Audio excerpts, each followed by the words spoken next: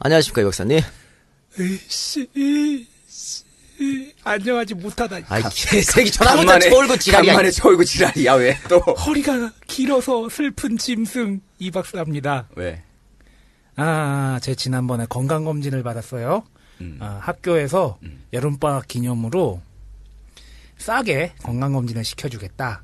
아, 좋다, 그래도. 야, 홍보를. 직장 다니니까 좋다, 그런 거. 야, 비정규직은 그런 거 못해. 아니, 내 지금 직장 말고, 전 직장. 전 직장에서. 네. 비정규직인데도 해줬네. 그렇죠. 이제, 학생들 대상으로 하는 건데, 이제, 졸업생이랑 그리고 이제, 이름 걸고 있는 사람들은 이제 2만원 내고, 건강검진 해줬는데, 허리 사이즈 재겠습니다 하는데, 갈비뼈 끝하고 골반뼈 대보세요. 그래서, 네, 그리고 갈비뼈와 골반뼈를 댔는데, 갑자기 감서 푹 웃는 거야. 왜 그러세요? 그랬더니, 저기 환자분, 뭔 환자분이야. 허리가 되게 긴 거 아세요? 다 그러더라고. 여자 간호사가? 예. 네. 왜 그랬을까? 요롱인데, 요롱이? 이게 뭐냐면은, 돌직구를 하려고 그랬네? 그치. 내가 볼 때는 이제 배가 막 나오니까 갈비뼈와 골반뼈가 이렇게 들려가지고 허리가 길어진 것 같아. 배가 나오다 보니까. 축 처져가지고, 그러니까 빵빵해져가지고 갈비뼈는 위로 말려 올라가고 골반뼈는 아래로 내려간 거지. 아니, 다리는 한계가 있잖아, 또. 아니, 다리는 원래 짧고. 그래서 뭐 충격받았어? 어씨, 되게 민망하더라고. 근데 어차피 우리 나이는 뭐 그런 걸로 해가지고 더 이상 승부를 볼 수가 없어요. 이미 결혼한 이 작가는 예외로 하고, 야, 그저께 얼마나 우리한테 희망적인 뉴스가 나왔냐. 뭐? 김태훈 감독이 탕웨이를 결혼 발표를 했잖아. 축하해요. 네. 그래. 그러게 말이야. 야, 모르는 거야. 야, 이 박사가 어느 날 갑자기 아이돌 그룹에 누구와? 야, 그래, 되는 소리를 해라. 아유. 그런 얘기도 있더라고. 채림 주고 탕웨이 데리고 왔다. 마트레이드요? 그런 얘기도 있던데, 뭐, 그래요. 어쨌든. 알겠습니다. 지난 방송 얘기해봅시다. 홍준표 특집 2. 네. 1, 2부로 나눠서 했는데, 네. 반응이 여러 가지였어요. 홍준표의 실체를 알았다. 뭐 이런 분들도 계셨고, 니네 개새끼들, 요운하니 깡패 맞는데 왜? 뭐 이런 일도 있었고. 근데 그런 거는 그런 거예요. 요운하니 깡패인데 왜 그렇게 하냐. 그렇게 말씀하시는 분은 30대 나이에 호텔 갖고 있었으면 깡패 맞다. 그렇게 말씀하시는 거야. 근데 이거는 이해해. 일반인들은 충분히 이런 주장할 수 있는 거지. 그런데 우리가 비판한 건 뭐냐. 홍준표는 검사라고. 예. 검사가, 저 새끼 30대 후반에 호텔을 2개나 갖고 있네? 깡패야. 구속. 이건 아닌 거지. 검사는 증거로 말하는 겁니다. 증거로. 표적 수사를 한 거고. 근데 증거가 없이 했기 때문에 그거는 검사로서 자질이 없다라고 얘기하는 거지. 우리 저번 방송에서 얘기는 하나 빠뜨린 게 있었는데, 여운한이 조직의 자금책으로 걸려 들어갔는 게, 국제 PJ파 체육대회 때 돈을 찬조했다. 이것 때문에 자금책으로 엮인 거거든. 예. 이건 누가 얘기했나? 국제 PJ파 실질적 두목이라고 하는 김길룡의 부하들이 홍준표한테 찌른 거야. 근데 자, 생각해보라고. 국제 PJ파 진짜 두목이 여운한이면, 아니, 김길룡 부하들이 겁나서, 자기 최고 두목을 검사한테 이야기할 수 있나? 우리 저 체육대회 와서 얼마 냈어요? 얘기할 수 있나? 이건 말이 안 되는 거고. 못하지. 이것도 근데 증거가 없어. 여운한이 안 줬다고 준 적이 없다 그러거든. 그렇기 때문에 증거로 말하라. 이런 의미에서 말씀드렸다. 그렇게 생각하시고요. 또, 그 나이에 호텔 갖고 있다고 무조건 또 깡패로 갈 수는 없는 거 아닌가? 상식적으로? 역시 또 지역 유지 아들다운 또 발언을 하고 계십니다. 네도 알고 싶이 우리 선배 중에 호텔을 하고 있잖아요. 있잖아요. 있잖아요. 아이씨, 지역 말하지 말고 이 개새끼야. 지역 말 안 되지, 새끼야. 네. 경기도. 근데 그러니까 그 선배 아버지도 자수성가했거든. 아무것도 없이 진짜 그 사람 그분이 어떻게 성공했는지 보면 그 책으로도 나와 있어. 근데 정말 운이 계속 따르는 거야. 그런 사람 있다니까. 진짜 구멍가게에서 시작해서 최고의 그 경기도의 최고 호텔을 만들었단 말이야. 운칠기삼이 곱하기. 그렇기 때문에 아무튼 그럼 그 양반도 호텔 하면서 나이트도 갖고 있고 이랬는데 그 아버님도 깡패인가?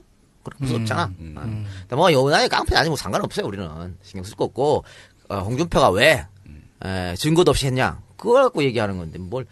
근데 여운한 씨 들어왔을 때 이 작가 되게 정중해졌어. 나 쫄았다 말했잖아. 네. 그렇고. 홍준표 특집 같은 경우에는 이번 7월 1일에 취임식 하지 않았나요? 네네. 각 지방자치단체장들. 네. 거기에 아주 이제 분을 뿌리는 우리의 아. 행보가 아니었나. 그래 조심하라 그러더라고. 네. 누군가가 조심하라 그랬는데 조심하지. 일단 지금 어떤 취임식이 일단 있었기 때문에 거기에 집중을 했겠죠. 이제 그 다음에 돌아볼 거 아니야. 이제 아니 뭐 다이렉트로는 안 치고 뭐 다른 경로로 친다고 뭐 몰라. 뭐 그런 얘기 소문이 있던데 뭐 치면 치는 거고 뭐 치면 홍준표 3 할 거야 이씨. 내 건조를 보여주겠어. 그렇다고. 어쨌든 그 여운한 얘기 나왔는데요. 여운한 씨가 돌아가셔가지고 강주로 돌아가셔서 야, 난 어이가 좀 이상한데. 반대쪽으로 돌아가셨다는 줄 알았어. 뭐 이재명표 씨 유머야? 아이 이재명 씨 그러면 유머 해가지고 얻어 먹었잖아. 근데 강주로 가서 우리한테 뭐 고맙다고 이렇게 자기가 누명을 벗게 해주는 어떤 장을 마련해서 고맙다고. 뭐 일단 자기 이야기를 하게 해준 거죠. 김치하고 뭐 회하고 뭐 몇 가지 보내왔어요. 네. 몇 가지 보내와서 아주 우리 안가의 손님들하고 만나게 나눠 먹었다. 이런 근데 말씀. 소박하게 보내셨던데 이게 뭐 포장도 그렇고 그냥 우리 엄마가 보낸 거잖아. 근데 그 사람이 내가 그 선물을 받아보고 네. 왜 사업 성공한지 알겠더라. 딱 보는 순간 이렇게 정성이 느껴져. 네, 그러니까 내가 그것도 표현을 그렇게 했잖아. 상할까봐 그 생물이 상할까봐 예. 얼음 다 해가지고 버스로 보냈더라고. 예. 바로 이게 저기서. 근데 열어보니까 그대로 얼음이 아직 안 녹고 있더라. 그래서 파김치 맛있더라. 뭐 전라도 김치가 맛있지요. 그러니까. 그래도 저 새끼 싸갔어 이 새끼는 또 따로 집에서 처먹는다고. 아, 그랬어요? 나 원래 그런 적이 없지 않냐? 내가 안 가요. 뭐 온다고 근데 싸가니. 그래, 누구처럼 뭐 여기서 음식한 거 있으면은 내가 좀 집에 가져갈게 한 사람도 있었지. 나는 돈 내고 다 가져갔어 이 새끼야 돈 내고. 왜 가져갔을까? 집에서 먹으려고 하지. 아이고 나도 뭐 김치나 냉장고에 넣어놓으려 했는데 세작이 존나 많이 들어가가지고. 근데 뭐 그렇습니다. 근데 감사하게 잘 먹었다고 말씀드리고. 자, 좋은 방송은 거기까지 하고 시사 문제 한번 해봅시다. 예. 역시 이제 730 재보선이 얼마 안 남았기 때문에 그거 문제로 지금 여야가 좀 시끄럽습니다. 시끄럽고. 그거 말고도 시끄러운 문제가 많은데도 불구하고 또 그걸로 또 시끄러워요. 그렇죠. 그래서 뭐 지금 문창극 사태 때문에 박근혜 대통령이 40% 지지율이 지금 무너진 상황. 처음이죠. 네, 네. 집권하고 처음인데. 그러니까 문제는 그거야. 40% 무너져서 730 보선을 과연 새누리가 이길 수 있을까? 730에 만약에 새정치연합이 압승을 하면 바로 박근혜의 레임덕 온다. 그렇게 보거든요. 근데 재보선이니까 아무래도 여지껏 재보선에서 뭐 여당이 제대로 이긴 적이 거의 없지 않아요? 그렇죠. 그런데 어쨌든 선거의 여왕 박근혜이기 때문에. 아니 그렇게 따지면 우리 지방선거는 왜 그따구 결과가 났나? 그렇잖아. 그렇죠. 그래 지금 또 그때 지방선거에서는 읍소작전 버리고 대통령 팔아먹고 이래가지고 됐잖아. 그치. 한 번만 도와달라고. 그때는 국민들을 향해서 절을 하는 척하고 지금 다시 또 거꾸로 돌아가지고 그래. 대통령한테 그것 절을 하고 때문에 있죠. 지금 그것 때문에 몇몇 국회의원들이 또 잘못된 행동을 해가지고 잘못된 언사로 인해서 국정조사 네. 지금 봐봐 새끼들.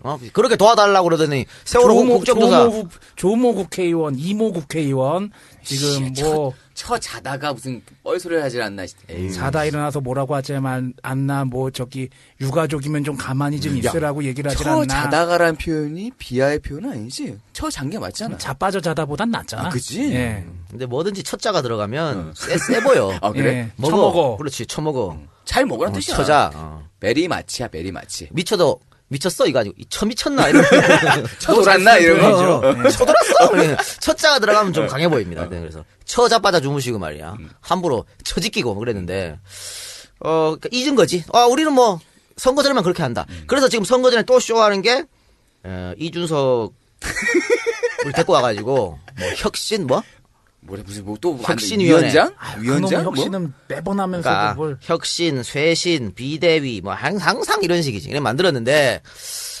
이것도 뭐 선거용이죠 뭐 선거용. 그래서 나는 오히려 새누리가 부러워. 새누리도 이런 것도 하잖아. 네. 쇼라도 하잖아. 뭔가를 하지. 새정치는 아무것도 안 해. 네, 이미 뭔가를 하지. 내가 제안 하나 해줄게. 그러면은 혁신, 쇄신 이런 거 했으니까 새정치는 그거 해라. 세신. 우리는 깨끗하게 씻고 다시 나오겠습니다. 이런 것도 하나란 말이야. 아무것도 안 한다니까. 내가 볼 때는 이것도 이재명표 개그고 그 양반 왔다 간 다음에 여기 뭔가 기운이 나빠졌어. 개그감이 다 죽었어. 예. 그래 어쨌든 뭐 그렇게 해서 근데 뭐 새정치연합은 뭐 자신이 있는지 없는지 쓸데없이 뭐 천정배가 광주에 나간다는 소리를 하지 않나. 우리 사실 정배 형 좋아하지 않습니까? 그지? 새누리당에 대한 평가는 정배영에게 그럼. 항상 물어보세요. 그럼. 사람으로 태어나서 어떻게 새누리당을 지지할 수 있어? 그래, 정배 형 좋아하는데, 정배 형이 뭔 짓이야. 왜 광주에 지금, 거다가 지금 발을 뻗으려고 그래. 그럼 안 돼. 안 되고, 중진이라는 사람이 어려운 길을 택해야지 말이야. 경기도에서 4선 했는 사람이, 그러다가 저번 총선에 어디 나왔어? 송판가 나왔었잖아. 예. 그러다가 이건 광주에, 후보만 나가면 되는, 거기 나간다는 거는 아주 손쉽게 다시 복귀하겠다는 얘기 아니야. 홍명보 월드컵에서 까이고 나서 지역 게임 나가서 승수 쌓는 거랑 똑같은 겁니다. 이러면 안 되고요. 또 금태섭이 동작을로 자연스럽게 이거는 넘어가네요. 말이죠. 저희가 항상 우리가 벌써 예언했습니다. 금태섭 나온다고. 네. 근데 그러면 안 된다고 그때부터 경고했는데 어쨌든 금태섭은 자기가 방송에 나와서 전략 공천해야 된다고 동작을 해. 본인이 그랬어. 본인 입으로 했는데 결과는 나가리 됐죠. 나가리 됐는데 이건 이런 것 같습니다. 지금 정의당에서 노회찬 후보가 나온다잖아. 예. 밀어주기? 그럴 수도 있다. 왜냐면 예를 들어서 금태섭이 그 욕을 만약 금태섭을 공천했다. 전략 공천. 예. 그러면 광주 윤장현 한 것만큼 시끄러워져. 그렇죠. 엄청난 후폭풍이 일어난다고. 또 죽이니 살리니 싸우고 난리 난단 말이야. 그런데 그 욕을 얻어먹고 금태섭의 공천을 땄어.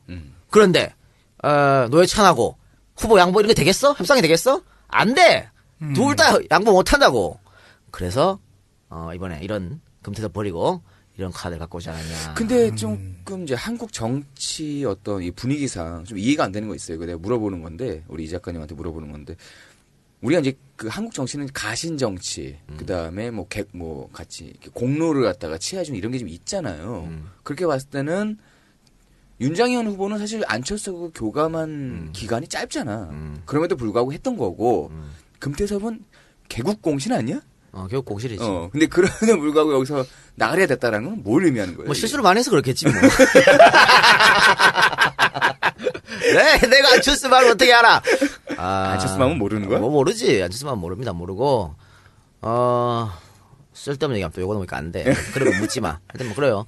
하여튼 그래서 지금은 근데 사실은 저는 지금 지역위원장 하시던 양반이 계속 했었어야 옳다고 봐. 꽤 오래 했어요. 동작을 해. 네. 그리고 그 양반이 억울한 게 이 양반 맨날 양보만 했거든.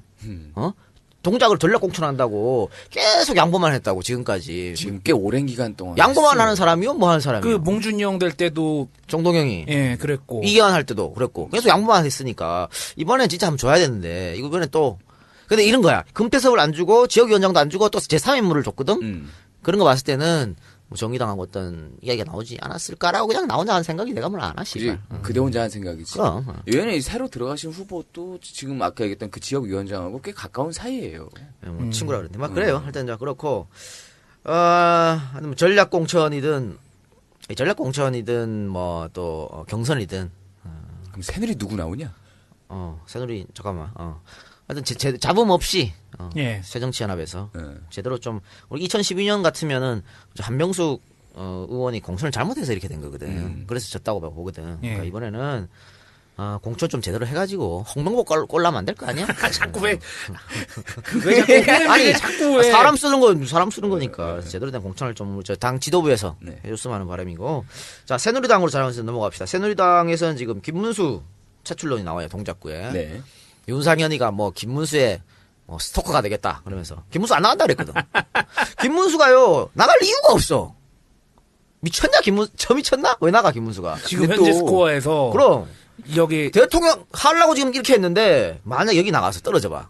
좆되는겨. 박살나는 거거든. 근데 지금 선거 구도상 김문수한테 유리하다고 볼 수 없어. 근데 새누리당에서 왜 김문수를 데리고 올라오나? 김문수만한 카드가 없기 때문에 반드시 이기려고. 근데 다른 카드 뭐 있나? 다른 카드 없어. 나경원? 안 돼, 나경원도. 오세훈? 안 돼. 오세훈, 나경원 다 마찬가지입니다. 오세훈, 나경원, 수원으로 가니, 이런 얘기 나오는데, 오세훈, 나경원 어디 가도 다죠. 그나마 김문수가 나. 오세훈, 나경원 어디가 다지기 때문에, 오세훈, 또 나경원은 지금 이번에 나와서 떨어지잖아? 정치 생명가 정말 스크래치입니다. 그렇죠. 차라리 가만히 있는 게 나아. 예. 지금 같은 경우 대통령 지지도 떨어지고 새누리당 지지도 떨어지고 뭐하러 나가나? 이미 그쪽 파트에서 인기는 이미 고승덕이 다 가져갔잖아. 그러면 굳이 나와서 그렇기 또 때문에 퍼포먼스 보여줄 필요는 없지. 지금 선거 구도가 어쨌든 야당에서 야당에 유리한 구도기 때문에 네. 김문수도 개인이 모험을 할 필요가 없는 겁니다. 국회의원 한번 하려고 그러다가 대통령 못하면 어떻게 돼? 대통령 하려고 있지.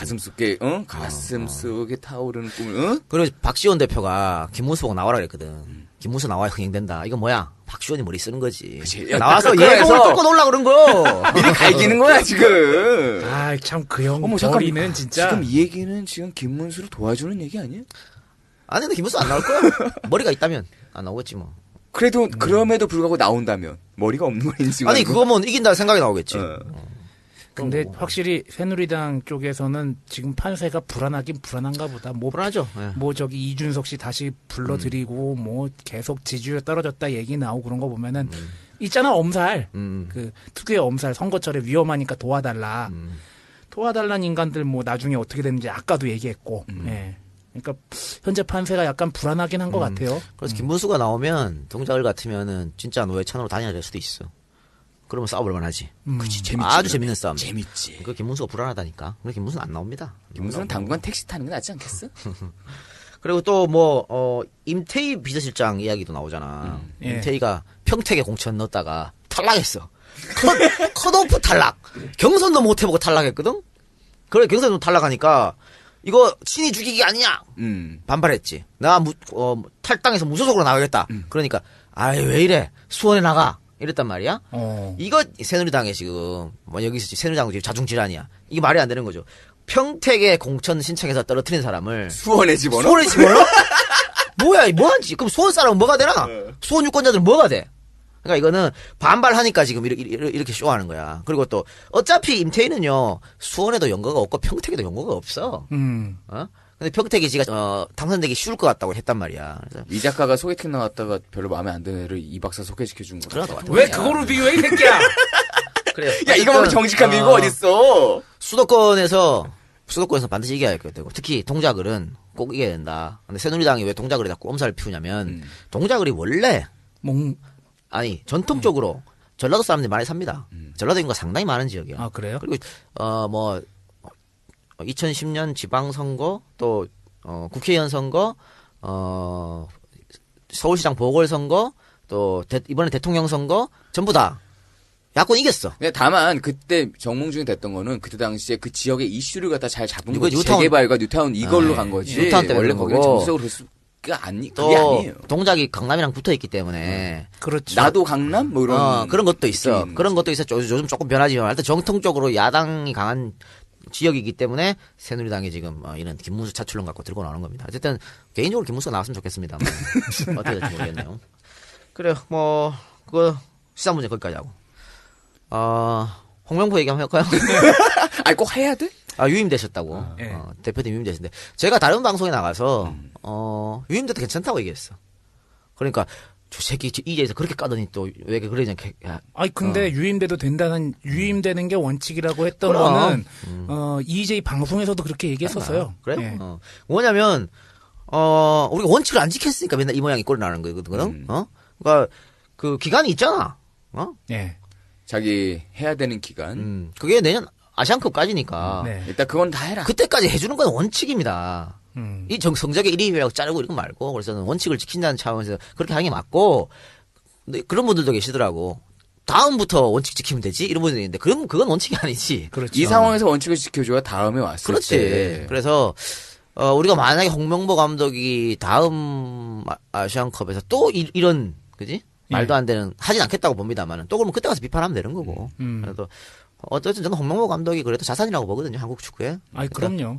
또 홍명보 감독이 사실은 대표팀 클럽 경력도 없었잖아. 없다가 갑자기 그냥 대표팀 코치하고 막 그랬던 거 아니야. 편법 써가지고. 이례적이었죠. 그러니까 이번에 이런 발판 싸움 경험 좀 쌓아서 네. 조금 더 한 번 더 맡겨보는 건 괜찮다 싶어서. 그래서 그렇게 박주영은 말씀했습니다. 그때까지 무적일까? 아니, 이 박주영이 다른데 들어가도 아마 홍명보가 이번엔 안 쓸 겁니다. 그래? 양심 있으면 안 쓰겠지. 그래서 이번에는 투명한 선수 선발을 해서 제대로 된 성적을 올렸으면 합니다. 오죽이나 이 사태에 대해서 아쉬움을 표하는 사람들이 많으면은 차두리 선수가 또 한마디 했잖아요. 98년에는 왜? 예. 그러니까 축구협회가 그런 거지.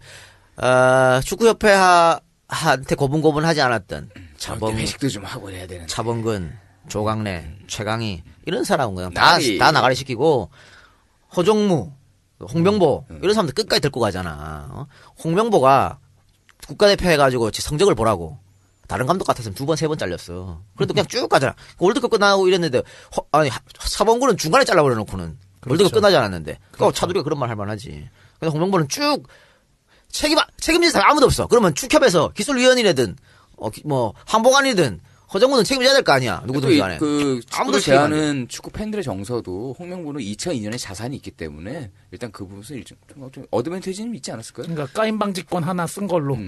아니, 그리고 우리 팬들이 공항에 온 거, 호방에 던진 거는 네. 선수들한테 던졌겠어? 코치진하고 축협에 대한 어떤 그런 반발이라고 보고. 아이 그럼 축협에다 던져야지 이 양반들아. 에휴. 거기 있는 그게 다 축협이들이지. 그러니까 나 충분히 이해해요. 다른 나라 같으면 총으로 쏴줬어. 그렇지. 어? 예, 선수 누구지? 에스코바른가 그 총 맞아 죽었어. 자살골로. 콜롬비아 에스코바른가. 뭐 그런 일도 있고 그런데 호방에 떠졌다고 그렇게 비난을 대비되는 했다고. 모습이긴 하지만은 알제리였네요. 어디 카메룬인가 알제리인가 정확히 기억은 안 나는데 이제 어떤 소년 팬하고 이렇게 스킨십을 통해 가지고 서로 위로하는 예선 탈락을 하고 나서 이런 것도 있겠지만 그 반대의 모습 또한 역시 축구를 대하는 팬들의 조금은 그게 옳다 그러다를 저는 말을 못 하겠습니다. 예. 하지만은 팬들의 사랑이다, 관심이다라고 얘기해 주면 그 정도는 그렇죠. 괜찮지 않을까? 그 98년 월드컵 때도 그렇게 5대0으로 지고 나서 그 다음 경기에서 벨기에랑 1대1로 비겼나 그랬잖아요. 그때 박수 쳐줬지 나들. 박수 쳐줬죠. 열심히 했다 마지막까지. 그러다 눈물 날 뻔했어. 네. 애들이 진짜 공을 얼굴로 안면서 그렇지. 안면 방어 다 하고 그랬는데. 네. 또 우리나라 사람들이 또 그런 거 약하거든. 그리고 그러니까 그렇게 열심히 하는 모습을 감동적이겠죠. 보여주면은 선수들에게 충분히 이제 위로해주고 다음에 잘하자라고 얘기를 할 수 있고 그걸 발판으로 해서 2002 월드컵도 잘했잖아요. 네네. 그렇게 되는 거지 뭐. 그래요. 그래서 어쨌든 다음 월드컵 2018년 예. 러시아 월드컵 그때 우리 몇 살이냐? 몰라 씨. 43? 아이씨.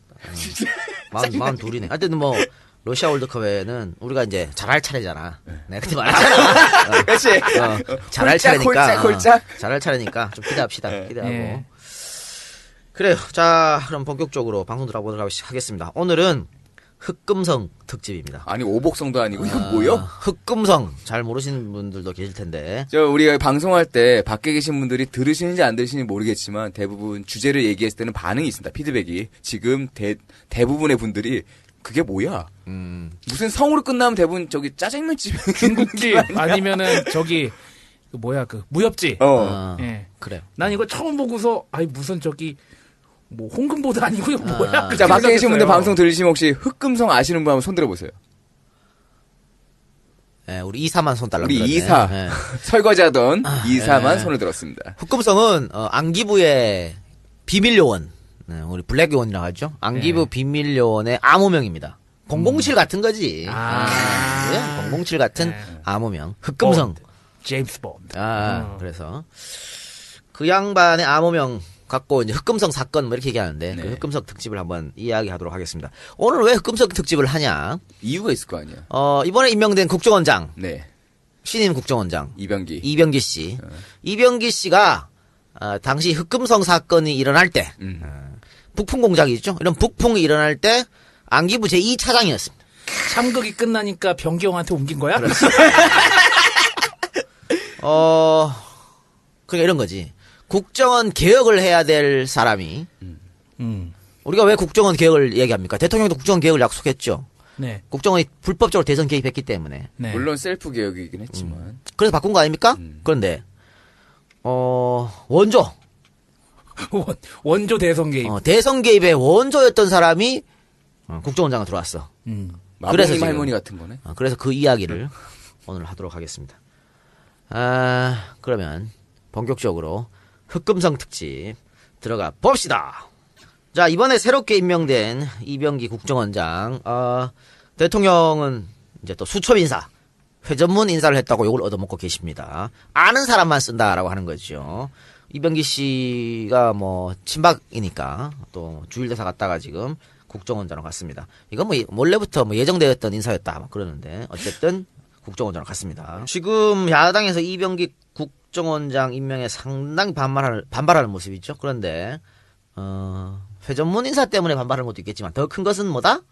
방금 말씀드렸다시피 이 사람이 원조 북풍 공작을 했던 대선 공작을 했던 사람이기 때문에 반발을 하는 겁니다.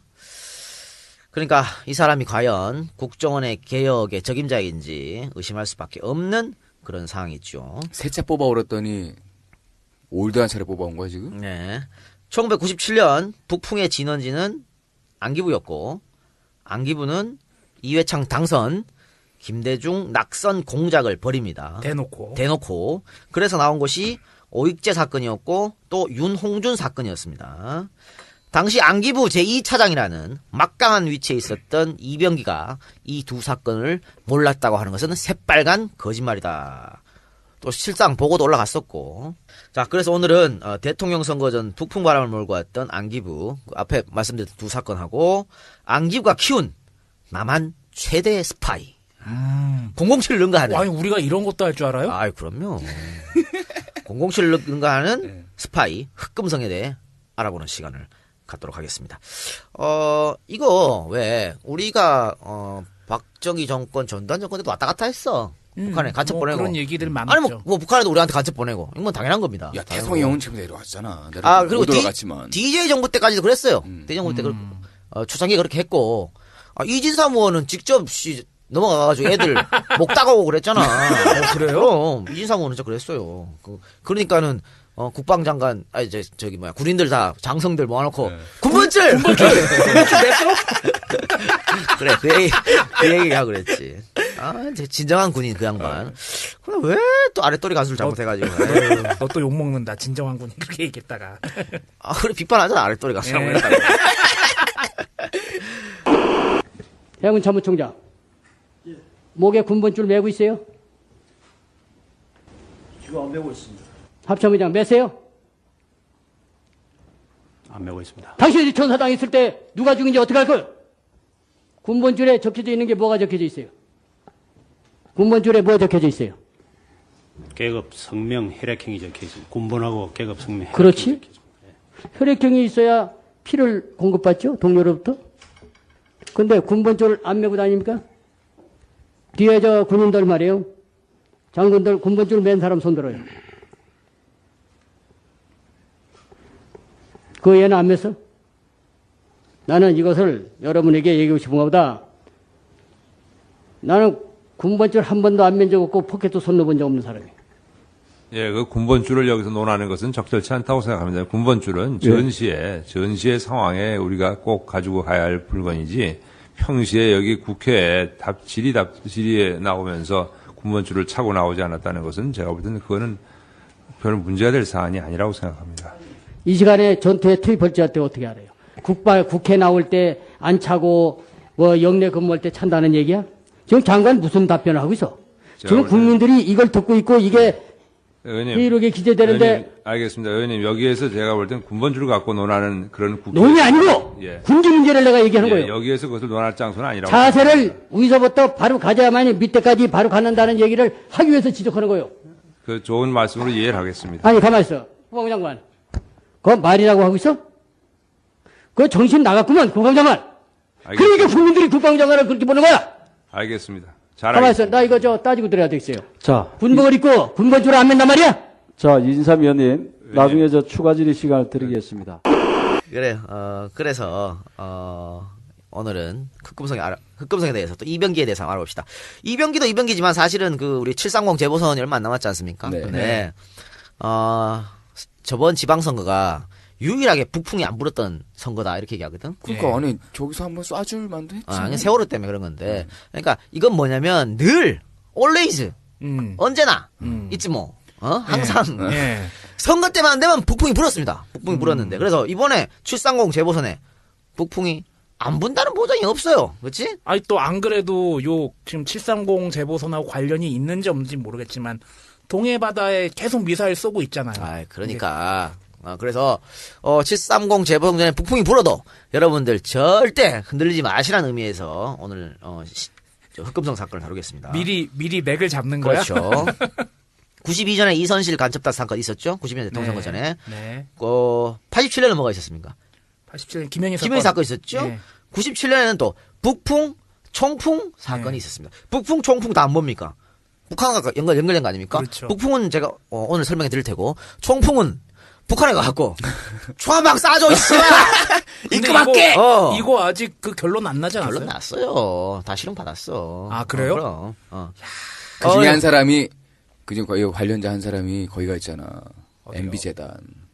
MB 재단 가 있죠. 그래요? 그래서 그렇기 때문에 또 이 총풍 사건이 있다고 제보를 한 사람, 국민에게 제보를 한 사람이 흑금성이야. 흑금성은 북한에도 한 달이 걸치고, 남한에도 한 달이 걸치고, 남한에서도 국민에게 한 달이 걸치고, 한나라당에도 걸치고, 이인재한테도 걸치고, 다 걸쳤어. 야, 우리도 한 달이 걸쳐야 되지 않겠냐?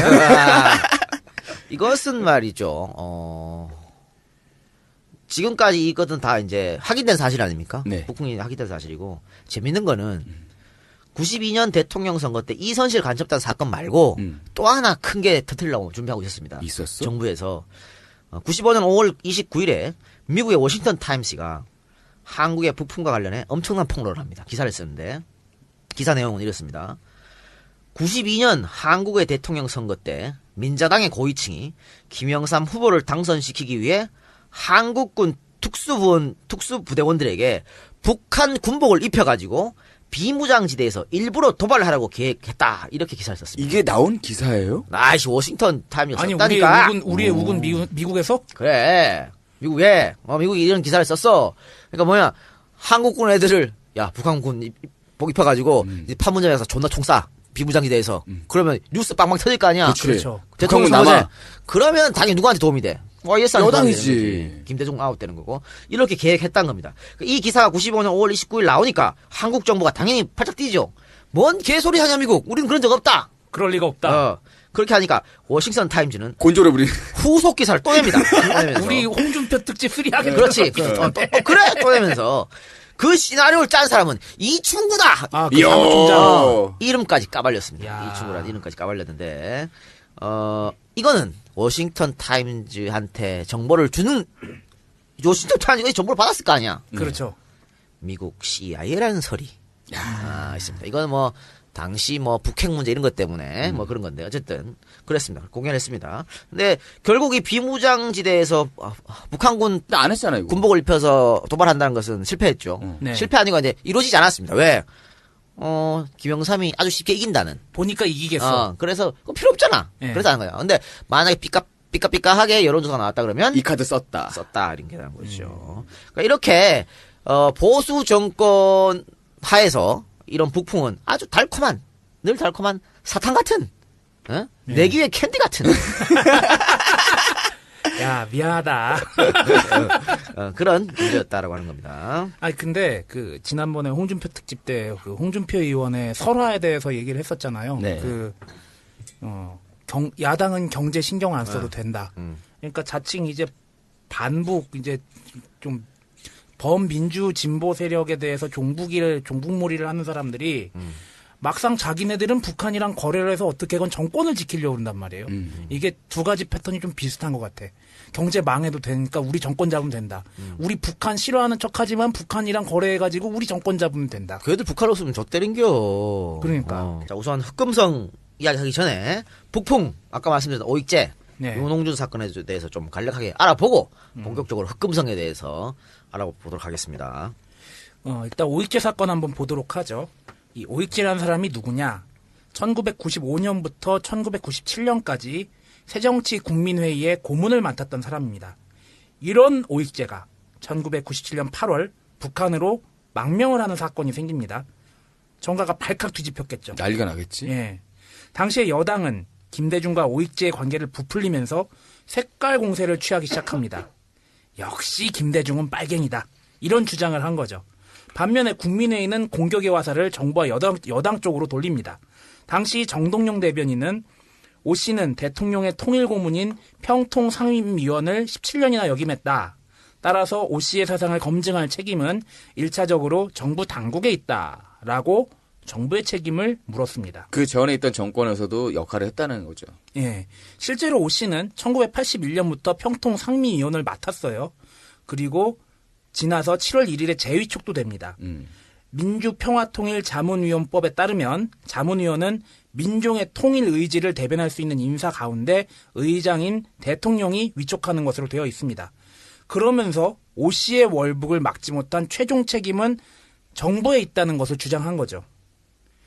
안기부는 한 발 더 나갑니다. 오익재가 월북한 것이 8월이고 대통령 선거는 12월 18일에 있는데 안기부는 오익재가 김대중 앞으로 편지를 보냈다면서 12월 5일 편지를 대놓고 언론에 공개를 합니다. 얘들의 가장 보편적인 방식이죠. 대통령 선거 2주 전에. 야, 새끼들. 오익재가 편지 보냈어. 여기 나와 있어. 김대중한테. 얘네 존나 편할 거야 이렇게요. 언론 쓰는 거 보면. 진짜 우리나라 수구 세력들은 북한 없으면 어떻게 사냐.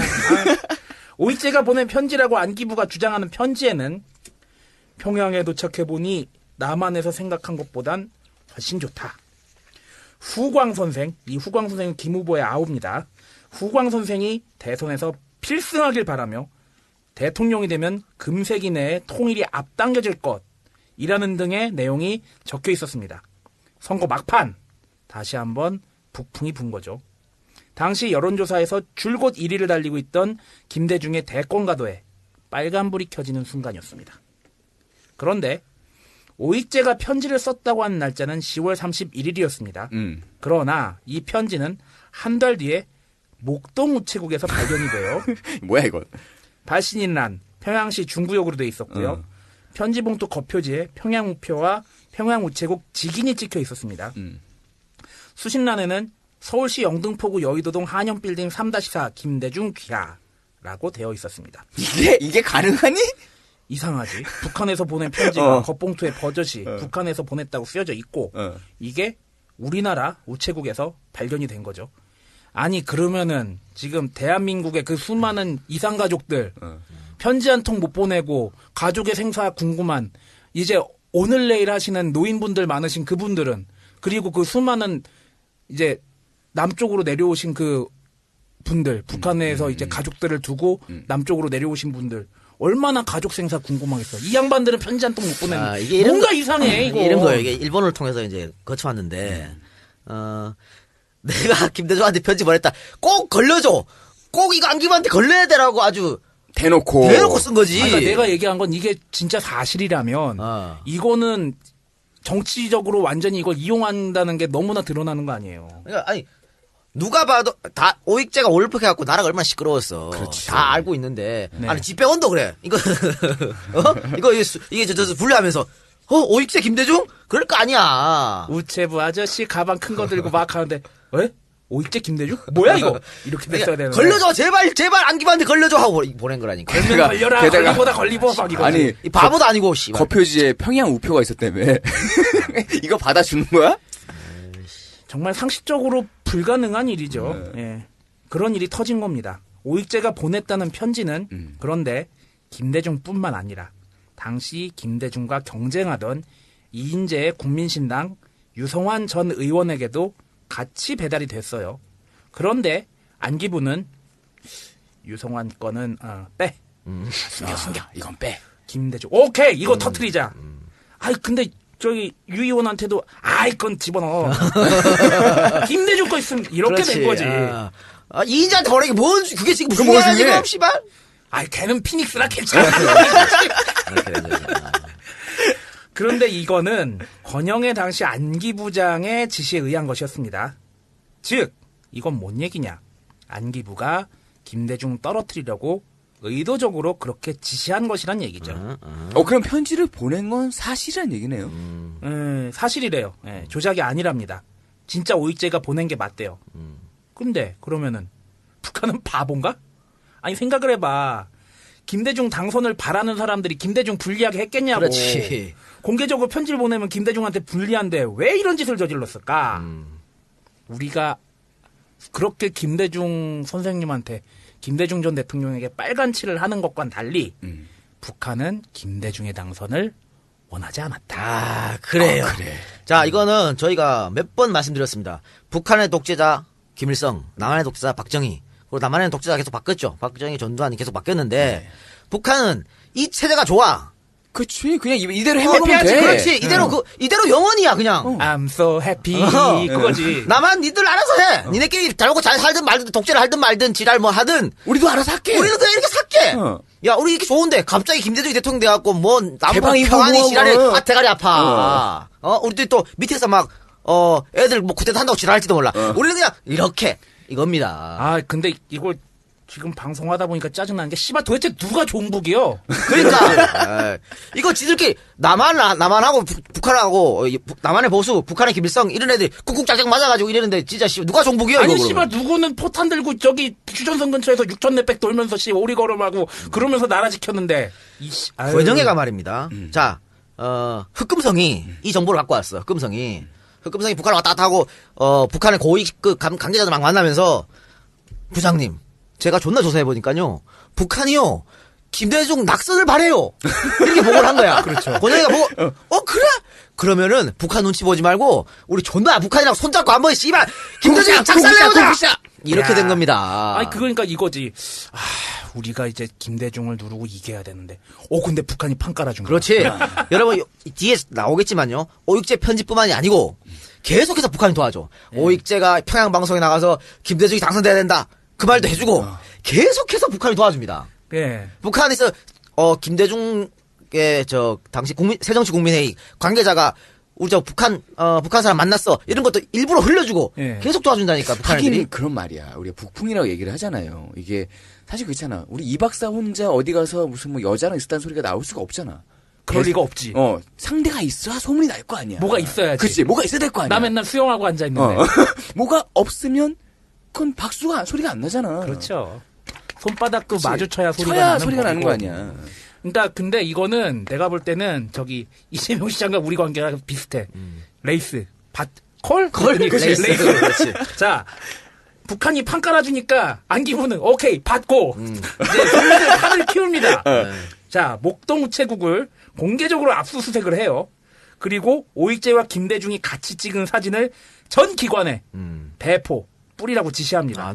야당 눈치 안 보는 거야. 그렇지. 막 나가는 거지. 그리고 목동 우체국 압수수색 다음 날 고성진 안기부 대공수사실장은 기자회견을 통해서 오씨 월북 사건과 관련해 김대중 후보에 대해서도 의혹과 심증을 갖고 있다고 언론에 빨대를 부립니다. 증거가 아니라 의혹과 심증이요? 언론 공작도 지시를 하는데요. 나중에 공개된 안기부 문건, 오익재 편지 사건 언론 보도 실태 및 후속 대책 97년 12월 7일에 작성됐다고 그래요. 이 문서에 따르면 안기부는 오익재 편지 사건과 관련한 당시 언론 보도 실태에 대하여 조선을 제외하고는 이건 조선중앙TV가 아닙니다. 네, 조선일보. 조선을 제외하고는 김대중과 연관되는 표현 사용을 회피하고 국민의 정치공작 주장도 균형 있게 취급하는 중립적 논조를 보이고 있습니다. 김대중 이미지 저상 효과가 의문시되고 있어서 쟁점을 지속시킬 수 있는 후속 대책이 마련돼야 된다라고 당시에 안기부 문서에 나오죠. 이렇게 나오고 있죠. 안기부가 조직적으로 김대중을 떨어뜨리려고 언론하고 짝짝꿍을 했다는 얘기인데 여기서 안기부에 협조한 데는 조선일보가 유일하고 그럼 뭐야? 지금 언론 시장보다 당 97년 언론 시장이 더 공평했다는 얘기야. 좀 더 낫었다. 그때는 조선 빼고는 나머지는 그래도 균형 있게 실었다는 얘기잖아. 만약에 요즘에 이런 거 터졌다 그래봐. 완빵이지 이거는. 이석기 봐. 완빵이 가잖아. 다 그랬잖아. 그렇죠. 그렇게 되는 거라니까. 그러니까 좀 도와주는 애들이 없으니까 좀 도와주게끔 후속 대책이 마련돼야 된다. 그런 내용이었습니다. 이 문서는. 그리고 여기에 그치지 않고 안기부가 해외 공작까지 실시합니다. 이 2차 해외 공작이 바로 윤홍중 사건이었어요. 윤홍준 씨가 재미동포인데 안기부의 협조자였다고 그래요. 에이전트? 요원? 요원. 그렇게 되나? 그러니까 안기부에 적을 두진 않고. 예. 협조자. 그래서 협조자 신분으로 북한을 들락거리는 사람이었다고 합니다. 1997년 7월 윤홍준은 안기부에 보고서를 보냅니다. 그런데 그 내용은 다음과 같습니다. 조선족인 허동웅은 지난 2년간 중국에서 남북한 의류 임가공 사업을 해왔는데 그는 국민회의 조직 일국장 조만진과 연결되어 있다. 지도를 그리는 거야. 허동웅은 연변대학 졸업자로 해일웅장성, 흥룡강성이라고 그러죠. 해일웅장성 신문사를 거쳐 북한을 8차례나 방문했다. 허동훈 베이징의 북경 북방 태화 경제 무역 유한 책임 아이씨. 회사 이름 존나 기네, 씨. 얘는 다 이래. 중국 애들은 이런 회사를 차렸는데 이 회사 사무실은 북한의 대외경제추진위원회 북경지사와 같은 건물에 있다라고 보고서를 보냅니다. 여기에 권영의 안기부장은 윤홍준을 시켜서 조만진, 허동을 매개로 한 국민회의와 북한의 연계를 폭로해라 라고 지시를 합니다.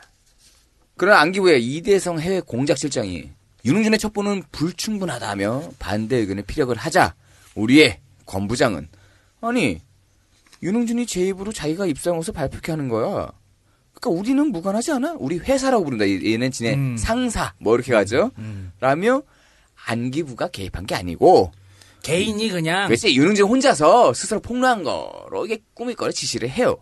그리고 권 부장은 5만 달러가 된 봉투를 공작금조로 이대성 실장에게 건네줍니다. 윤흥진이 폭로할 기자회견 내용은 다음과 같습니다. 김대중 후보는 1971년 7대 대선부터 15대 대선까지 북한으로부터 선거 자금을 받았고 조만진과 허동을 통해 북한과 접촉했다. 1990년 8월 15일 북한 인민대 상무위원 완리의 아들은 허동과 함께 일산에 김대중 씨 집을 방문해서 함께 사진을 찍었다.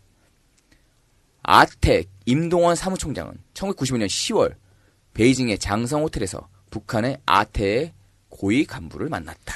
자, 여기서 중요한 건 이거죠. 김대중 후보는 1971년부터 그때부터 쭉 북한으로부터 선거 자금을 받았다는 얘기예요. 이거 대단한 폭로라고 할 수 있겠죠. 그렇죠. 완전 엄청난 빨갱이지 이거. 예, 아주 그냥 시뻘건 페인트를 그렇지. 대중형 머리부터 발끝까지 오케이, 싹 오케이. 뒤집어 씌운 거 아닙니까? 근데 기자회견이 효과가 있으려면 기자들이 이걸 받아서 써줘야 되거든. 근데 한국 기자들 상대로 3차례나 기자회견을 갔습니다. 하지만 국내 언론은 이 윤흥준의 폭로 기자회견을 보도를 하지 않았습니다. 아, 이재희요? 이재희가 아무리 뭐해도 안 써져 님이. 아니 대한민국에 있던 언론사들이 또라이도 아니고 이 안기부의 공작을 이거 너무 대놓고 했잖아. 게다가 이게 원래 이런 거 하려면 이 나오는 대상이 조금 이름이 네임밸류가 있어야 돼요. 이재희 맞네. 우리 네임밸류 없잖아. 아니 윤홍준이가 거물급 이사가 아니었기 때문에 그 폭로의 신빙성에도 의문이 있었습니다. 이렇게 되니까 안기부는 오케이 알았어. 또 다른 공작을 준비를 합니다. 북한 막으려니까 왜 자꾸 우리나라에다가 공작을 해. 아, 진짜. 대통령 선거 직전에 북한의 평양방송 이렇게 이야기를 합니다. 오익재가 월북 직전 김대중 후보와 통일 문제를 자주 의논했다. 김대중 후보는 자신의 3단계 연방 제안이 북의 연방제 통일 방안과 일부 상통한 것으로 생각하고 있다. 야 근데 점점 네가 그 평양방송이 아니라 조선 TV로 가는데? 그놈이 그놈 아니야? 자 권영희 부장님 이 평양방송 보도를 녹음을 해가지고 각 방송사에 돌리는 일명 오대산 공작을 지시를 했습니다. 자, 이것도 북한하고 남한이 주고받는 거죠. 북한이 오익재가 이렇게 말했어. 김대중이랑 똑같아. 이거 딱 해갖고 친절하게 안내해주니까 안기부가 이걸 쏙 받아가지고. 자, 야 이거 틀어. 틀어. 그래서 방송사에 요청을 한 겁니다. 이게 바로 오대산 공작. 그러니까 북한 독재 체제가 개새끼라고 하는 거야. 아유, 자, 안기부의 통계를 받는 내외 통신사는 12월 15일 오익재 방송 테이프를 보도를 하고요. 같은 날 안기부는 이 테이프를 각 방송사에 제공을 했습니다. 그러나 방송사들은 이 테이프를 방영을 하지 않았습니다. 아니 씨발 왜 안 해 이 개새끼들아. 임경묵 102 실장은 KBS 사장한테 전화를 겁니다. 아니 왜 방송을 안 내보내? 라면서 강력히 항의를 했습니다. 이때 KBS가 방송 안 한 거는 뭐 여러 가지 이유가 있겠죠. 그러니까 바로 한 이틀 전이잖아. 이틀 전에 이게 말이 안 된다고 봤었고, 만약에 이거 틀었다가 김대중이 당선돼봐. 역풍 맞잖아. 좆대는겨. 그러니까 아예 그냥 안 튼 거야. 그때 김대중이 될 수도 있다 그랬거든. 그 여론조사가요. 막 정말 삐까삐까했다고. 그렇지. 누가 될지 모르는 이해창하고 그렇기 때문에 일단 KBS가 이렇게 뒷날을 생각해서 잘 버텼네. 아하.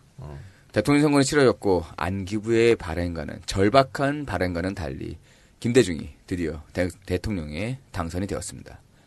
DJ가 대통령에 당선이 되자 윤홍준은 안기부를 협박을 합니다. 니들이 꾸민 모든 걸 폭로를 할 거야. 당한 안기부는 돈으로 옷가네로 윤홍준의 마음을 돌리려고 했고 그에게 20만 달러가 보내집니다.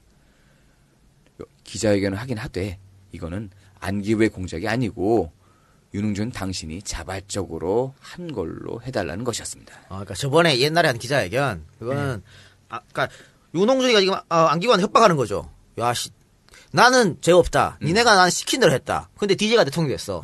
나 좆될지도 몰라. 그치. 나는 살아야 될 거 아니야. 나 폭로할 거 아니고. 니들이 시켜서 했잖아. 그러니까 안기부가 왜 그래 너는 또. 진짜 니까지 이제 딴 사람도 지금 뭐라 죽겠는데. 이렇게 되는 거야. 이제 홍준표가 이 작가랑 이 박사랑 나를 고발하면 우리는 그렇게 할 거죠. 우리가 이 작가 시켰어요. 그렇지. 그래서 아니 씨발 야 이 새끼야 나눠 가자. 이럴 거 아니야. 그래서 윤홍준의 입을 자꾸 채우려고 20만 달러를 준 겁니다. 그러니까 이것도 우리 얼마 줄 거야? 벌 돈. 이것도 누구 돈입니까? 세금이야. 그렇지. 국민 세금으로 나갔지. 그래서 윤홍준 돈으로 줬다는데. 자, 지금 제가 설명드린 2차 해외 공작 있죠? 2차 해외 공작 윤홍준 사건. 이 윤홍준 사건은 안기부 해외 공작반이 주도해서 일어났는데요. 당시 해외 파트, 안기부 해외 파트 책임자가 누구다? 바로 이번 국정원장 임명자 이병기다라고 하는 겁니다. 이병기가 몰랐다 그러면 말이 되냐 말이야 이게. 말도 안 되지. 그렇지. 그래서 이병기한테 이 사건 때문에 수사를 받았습니다. 수사를 받았는데 물론 뭐 무혐의로 풀려났지만은 저는 분명히 알고 있었다. 아니 근데 아까 세금 얘기 나와서 말인데 요새 또 이제 4대강 사업 결국에 저기 그 무슨 수자원 공사인가 어디야? 거기 결국에는 아니 씨발 돈 더 들어간다며 지금. 결국은 또 세금 가지고 안 한다고 그랬는데 분명히 세금 가지고 또 한다며. 참 우리나라 참 세금 아까운 나라. 그래요. 자, 또 요거는 참고로 그냥 여러분들한테 말씀드리겠습니다. 중요한 건 아닌데 손충무라고 있어. 손충무라고. 손충무 우리가 왜 그때 김대중 특집 할 때 뭐 김대중을 제갈대중이니 뭐 윤대중이니 뭐 이런 거 얘기했잖아. 네. 그거 다 손충무가 터뜨린 거거든. 다 손충무가 터뜨렸는데 얘 직업이 뭐야? 뭐 얘 기자 하다가 미국으로 가서 막 하는 애 있어. 근데 이게 대선 전에 엑스파일 김대중 엑스파일 시리즈 해가지고 아까 얘기했던 제갈대중 이런 말 막 퍼뜨리고 그랬단 말이야. 이거 누가 시켜서 했어? 안기부가 시켜서 한 겁니다. 지금 말이야. 일베에서 손충무가 했던 뭐 동영상 기사 이거 가지고 이거 봐라 DJ 이렇게 하거든. 일베이 등신들아 니들은 다 써가는 거야 손충무한테. 야 일베 요즘 좀 딱해. 저기 문창극 때문에 배신감 느껴가지고 내부 분열 있어 걔네. 자 대선이 끝나고요. DJ가 이제 지시를 내서 수사를 했을 거야 부품 수사를 하다 보니까 손충무의 경기도 분당 아파트에서 권영의 가방이 발견됩니다. 그 뭐야? 이 권영의 가방은 브랜드야? 가로 40cm, 세로 15cm, 높이 30cm 크기의 검정색 스포츠 가방이라고 하는데 10,000원짜리로 3,000만원에서 5,000만원 넣을 때 딱 들어간다 그래요. 권영애는 안기부장 시절 때 이런 똑같은 가방을 수십 개 만들어가지고 비서실 비품 창고에 쌓아두고 은밀한 자금을 전달할 때 사용했다 그럽니다. 그런데 이 가방이 바로 손충무의 집에서 발견된 거야. 혹시 이 방송 들으신 가방업자 있으시면은 런칭 하나 하세요. KYH 해가지고 권영의 가방. 명품 브랜드로 이걸 키우는 거야. 네. 자, 문제의 가방은 권 씨의 부하, 권영의 부하 직원이 강남의 M 우리점에서 손충무를 5차례 만나서 모두 2억 1천만 원을 전달했다. 이 돈 받고 손충무가 그런 말도 안 되는 개폭로를 하고 미국으로 톡인 거요. 뭘 일베이 새끼야 좀 제대로 알고 떠들어야지. 결국에 손충무는 징역 5년에 자격정지 2년. 같은 혐의로 이강수 전 안기부장 비서실장에게 징역 2년에 자격정지 2년이 구형됐다라고 하는 겁니다. 이 사람들 진짜. 그런데 아직도 정신 못 차려 손충무 있다고 소리 하고 있어. 자, 그럼 여러분들은 그런 유언비에 속지 마시길 바라고. 자, 여기까지 한 40분 동안 이야기한 거는 당시에 있었던 북풍 공작입니다. 북풍 공작이었는데 여기에 아주 핵심적 관여를 하면서 또 남한과 북한과 또 각 정당을 넘어들었던 흑금성, 그 흑금성에 대해서 지금부터 알아보도록 하겠습니다. 흑금성을 이야기하기 위해서 앞에 두 가지를 이야기를 해드린 거죠. 98년 3월 18일. 자, 98년 3월 18일은 언제입니까? 김대중이 대통령 취임하고 한 달 정도 지났을 때입니다. 한겨레 신문에 충격적인 소식이 실립니다. 안기부 해외공작원의 정보보고 문건이 공개된 겁니다. 안기부 해외공작원의 정보보고 문건은 뭡니까? 말 그대로 1급 비밀, 절대 유출돼서는 안 되는 1급 비밀입니다. 이 1급 비밀은요. 이건 이렇게 사람들끼리 막 수근수근 됐던 뭐 이런 거잖아. 그러니까 이 문서는 왜 우리 007이 누구한테 주면서 이 문서는 30분 후에 폭파 뭐 이런 거 있잖아. 미션 임파서블. 그런 거야. 자동으로 뭐 불타는 거. 네. 다 읽으면 뭐 입에 집어넣고 네. 최대 일주일을 넘길 수가 없습니다. 바로 파기시켜야 돼. 1급 비밀 문서는. 그리고 소위 말하는 VIP, 예? VIP 그리고 안기부장, 그 다음에 차장급 정도한테만 보고돼요. 그 정도로 아주 중요한 문서지. 그러니까 우리나라에서 이 문서를 받아볼 수 있는 사람은 손가락 안에 꼽힌다. 그런데 이 문서가 한겨레 신문에 터진 겁니다. 대단한데. 누가 흘렸던 얘기네. 누가 흘렸죠? 당연히 누가 흘렸겠죠. 그래서 어쨌든 이거에 터지면서 안기부의 그 부품 공작, 야, 다 안기부가 짜고 한 거 아니야? 이렇게 소문만 들어왔던 그 부품 공작 실체가 드러나는 순간이었다라고 하는 겁니다. 근데 이 해외 공작원, 안기부 해외 공작원이 앞서 언급한 안기부 해외 공작 실장 이대성입니다. 이대성이 그래서 이걸 이대성 파일이라 그래요. 그리고 이대성이 안기부 해외 공작 실장이었으니까 이대성의 직속 상관이 누구야? 안기부 제2차장 이병기. 그렇죠. 그렇게 되는 거죠. 그런데 몰랐다고? 아이고 진짜. 그래 이대성 몰랐으면 정말 무능한 거 아니야? 몰랐으면 무능한 거지. 직속 상관 빼돌리고 부장하고만 얘기한 거야. 그러게. 그리고 이 이대성 파일에 등장하는 해방 후 최고의 스파이가 바로 흑금성입니다. 이대성 파일에 흑금성은 계속 나와. 흑금성이 어떻고, 흑금성이 보고갖고, 흑금성이 중간에 이렇게 했고, 계속 나옵니다. 그래서 그 흑금성이 이제 알려지게 된 거죠. 자, 흑금성. 이름은 절박하다. 뭐 암호명 흑금성. 본명은 박채서입니다. 본명은 박채서. 박채서와 흑금성을 섞어서 부르겠습니다. 박채서는 충북 청원 남이 출신이고, 충청도요? 예. 청주고등학교를 졸업하고 대학에 입학했으나 2년 만에 간두고 육군 3사관에 입학했다 그래요. 그래서 장교가 되는 거죠. 육사 입학하거나 ROTC나 3사관 학교나 장교 갈 수 있는 거 3가지 정도 아닙니까? 네. 그리고 학사장교. 학사장교까지 4가지네요. 그래서 3사관 입학 장교로 인간 됐는데 능력을 꽤 인정받았는 것 같아. 그래서 그 뒤에 우리 육군대학이라고 대학원 국방대학원 육군대학 입학하는데 졸업할 때 270명 중 3등으로 졸업했답니다. 공부 잘했는데. 이 육군대학원은요, 육사, ROTC 다 갑니다. 그렇죠. 다 가는데 여기서 270명 중 3등 했다는 것은 엄청난 능력을 인정받은 거죠. 그래서 졸업식 때 참모 총장상을 받았다 그래요. 그러면 좋은 데 가잖아, 이런 애들은. 그래서 이 사람이 어디 왔어? 국군 정보사령부 A23 팀에 배치됐다고 합니다. 왜 하필 영어로 얘기해? 앞에 A가 있으니까 개새끼야. 투엔이 원할까봐 깜짝 놀라가지고. 가가 있었으면 둘, 3팀 할 때가 A가 있잖아. 그래서 A23팀에 들어갔는데, 이 A, 둘, 셋 팀은 미국 CIA와 함께 공작을 하는 최고의 비밀 조직이라고 합니다. 군 사령부에 있는 안기부가 아니고, 우리 정보사에 있잖아. 있는 정보사. 군 첩보 조직. 그래. 정보 조직에 있는, 그럼 정말로 능력을 인정받은 건데. 근데 그렇죠. 왠지 점점 우리가 상상 속이나 영화 속에 보던 야, 정말 그래요. 그 되게 점점 멋있어지는데. 진짜 얘기 들어보면 정말 영화 같은 일이 이제부터 벌어집니다. 앞에 얘기는 제가 단방송에서 다 했던 얘기고, 이때부터, 지금부터 정말 재밌는 얘기가 펼쳐집니다. 자, 이렇게 되면, 진급도 빠를 거 아닙니까? 자, 소령을 달고, 이제 중령 진급을 눈앞에 뒀어. 일단 가점이 붙겠지. 그렇죠. 예. 중령 진급을 눈앞에 뒀는데요. 갑자기, 박채서 소령이, 이해할 수 없는 행동을 하고 다녀. 아니, 왜? 나야 모르지, 님이. 그러면서, 돈을 자꾸 끌어당깁니다. 주위 군인들한테. 돈 좀 꺼줘. 그렇지?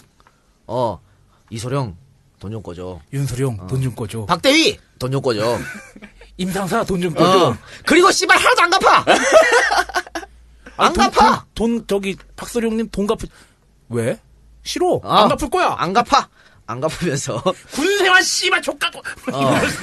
결국은 신용불량자가 돼요. 아이고야. 신용불량자가 되면서, 감사도 받습니다. 자꾸 군 동료들. 그렇지. 그렇죠. 돈 빌리고 안 갖고 하면 당연히 군에서 감사가 들어가지. 아니, 여자 생겼어? 그런 거. 되게 제가 알기론 군대에서 갑자기 돈 꾸거나 그러면은 내연녀가 생기거나. 여자 아니면 도박이야. 그래. 네. 감사가 들어가니까 박소령이, 기분이 좋을 리가 없지. 그래서, 대한민국 육군을 욕하기 시작합니다. 내 씨발 님이 군생활 안 그렇지. 한다 씨. 어. 왜 남의 돈 꾸는 거 가지고 뭐라 그래? 그렇지. 내가 평생 투수를 마쳤는데, 이 따오 군대 진짜 님이 당나라 군대. 돈도 개 뿌리고 씨. 그렇게 하면 들릴 거 아니야, 그게 또. 당연히 들리지. 그래서 결국은 중령 진급에서 탈락하고 아이고. 옷을 벗고 말았어요. 아니, 근데 전도 양양했던, 정말로 그 앞으로 성공이 보장됐던 사람 아니야. 그래서 중령 진급에 탈락하고 나가리가 됐다. 옷을 벗었으니까 예비역 소령이 됐겠죠. 예. 예비역 소령이 됐는데 재밌는 것은 말이죠. 박소령의 이 행동들 이거 다 안기부하고 짜고 한 겁니다. 일부러 한 몇 년 동안 걔 돈 빌리고 안 갚고 괜히 저 군대 욕하고 이거 다 짜고 안기부가 짜고 한 거야. 왜 그랬을까? 이게 소위 말하는 고첩, 고정간첩. 북한에는 너무 고정간첩이 많다니까. 걔들한테 안 걸리려고. 예. 그러니까 결국은 흑금성의 목적은 뭡니까? 북한에 침투해가지고 북한 정보를 빼내는 거 아니야. 그게 스파이 노릇 하려고 그랬는데. 근데 여기서 잘난 놈이면 안 되잖아. 잘난 놈이면 안 되지. 저 새끼 저거. 그러니까 이게 고육지계야 이게. 삼국지에 나오는 황계가 했던 자기를 망가뜨려가지고 적의 의심을 안 사는 그런 행동을 한 겁니다. 이 박사가 여자 못 사귀는 척 하면서 알고 보니 별짓을 다 하고 다닌다. 그래서 말도 안 되는 소리 하지 말고. 정말 철저하고 치밀하게 오랫동안 준비를 해서 고첩들의 눈을 완벽히 속였습니다. 뭡니까? 박소령이 전역하고 나서 북한에 나중에 고위 인사들하고 접촉을 하거든요. 그때 당연히 북한에서 야, 쟤 뭐야? 누군지 알아봐 했을 거 아니야. 그래서 북한에 남았네 스파이들이 쭉 알아봤더니 또도 지금 현재 남한에서 박모시기 소령이 개짓거리 하고 다니고 있음. 얘 왜 그런지 알아보라오. 이렇게 된 거지. 띠띠띠띠띠 알고 보니 또라이야. 괜찮아. 개가 나오라고 이렇게 된 겁니다. 볼에 보고된 거죠. 그래서 믿을만하구만. 이렇게 해서 접촉이 이루어집니다. 보섭해. 그렇지 이렇게 됐습니다. 그래서 박소령이 의심 안 받고 북한에 스파이로 잠입할 수 있었다. 그러니까 중령 진급도 포기한 이유가 사전에 안기부에 입사가 예정이 돼 있었던 거네. 그렇습니다. 그래서 박소령의 신분은 대한민국 육군 소령이 아니고 이제 안기부 소속의 비밀 공작원이 된 거죠. 자, 그럼 뭡니까? 안기부에서도 흑금성이 누군지 몰라. 야, 이거 알면 어떻게 돼? 비밀 공작원인데. 그래서 몇몇 정말 아주 높은 사람들만 알고 모르는 거야. 영화 신세계하고 똑같은 거지. 몰라. 이자성. 이자성이 누가 연기했지? 저기 이정재. 이정재처럼. 최민식만 알아. 아무도 몰라. 너 나랑 작업 하나 해야겠다. 휴지통에 휙 버리고. 그렇게 된 겁니다. 그렇게 돼서. 아니, 아무도 몰랐어, 근데. 권영애 정도 알고 말았겠지. 알았는데, 하여튼, 박소령이 안기부 비밀 요원이라는 것을 알지 못했고, 심지어, 와이프도 몰랐다. 아니, 무슨 미스 앤 미스터야? 정말 그 영화 같잖아. 와이프한테까지도 그냥 중국에, 군대에서 전역하고, 그 중국을 자주 왔다 갔다 했으니까. 트루라이즈인가? 이거는 아놀드 나왔던 그렇죠. 맞죠. 아니, 보통 요새 국정원 사람들 가끔 언론에 나오는 얘기들이 그렇잖아요. 옆 의자에서 누가 뭐 하는지도 모른다고. 그러니까 이제 되게 철저하게 했네, 진짜. 일을 안 해서 모르는 거야. 이게 국정원이 할 일이야. 님이 씨발 댓글 쳐달지 말고. 어느 사이트 댓글이 서로 모르는 거 아니야? 이게 국정원이 할 일이지. 얼마나 멋있어. 멋있는 거야? 아니, 주적 북한 아니야. 그렇지. 북한에 가서 저 기밀 빼내오고, 그래서 우리 안보를 지키고, 이게 국정원이 할 일이야. 댓글 쳐다는 게 뭐가 국정원이 할 일이야. 아니, 우리나라에 공작하지 말고 북한에 공작하라고요. 그러니까, 적국에 가서 공작을 해야지. 일본 가서 공작하고 좀 중국 가서 공작하고 좀 그러란 말이야. 우리 국민들한테 공작하는 미친 새끼들이 어딨어? 야, 호텔 가서 걸렸잖아. 그리고, 당시에, 이 흑금성이, 누군지 모르잖아. 근데, 보고만 올라오는 거야. 흑금성 보고만. 보고 받는 사람들이 흑금성이 누구지는 모르지만, 흑금성이 보고가 올라와. 그렇게 올라오지. 올라오면 어떻게 됩니까? 안기부 내에서도 북한의 고정 간첩이 있을 수가 있잖아. 그렇죠. 모르지, 뭐. 왜? 우리도 씨발 저쪽에 가 있으니까. 알 길이 없죠. 알 길이 없잖아. 그래서 일부러 역정보를 흘리기도 한다 그래요. 이거 백금석이라고. 백금석이라고 역정보를 흘리는 게 있대. 이거는 뭐 신동아 거기서 내가 발췌한 건데 역정보를 흘려가지고 그럼 보고가 2개 올라오잖아. 흑금성, 백금성. 근데 안기부에서는 알아. 백금성이 역정보인지 알아. 근데 고첩들은 모른단 말이야. 그치. 이거 뭐가 많네. 그렇지. 그래 일단 2개 다 올려. 그러면 요거 백금성 이렇게 나왔구나. 그러면 어디 출처가 어딘지 알게 됐다 이거야. 그래서 그런 일도 있었다 그래요. 네. 하여튼 그랬는데 어쨌든 이 박채선은 안기부의 이제 비밀 공작원이 됐지 않습니까? 네. 그렇게 해서 북한 고위층을 공략하기 시작합니다.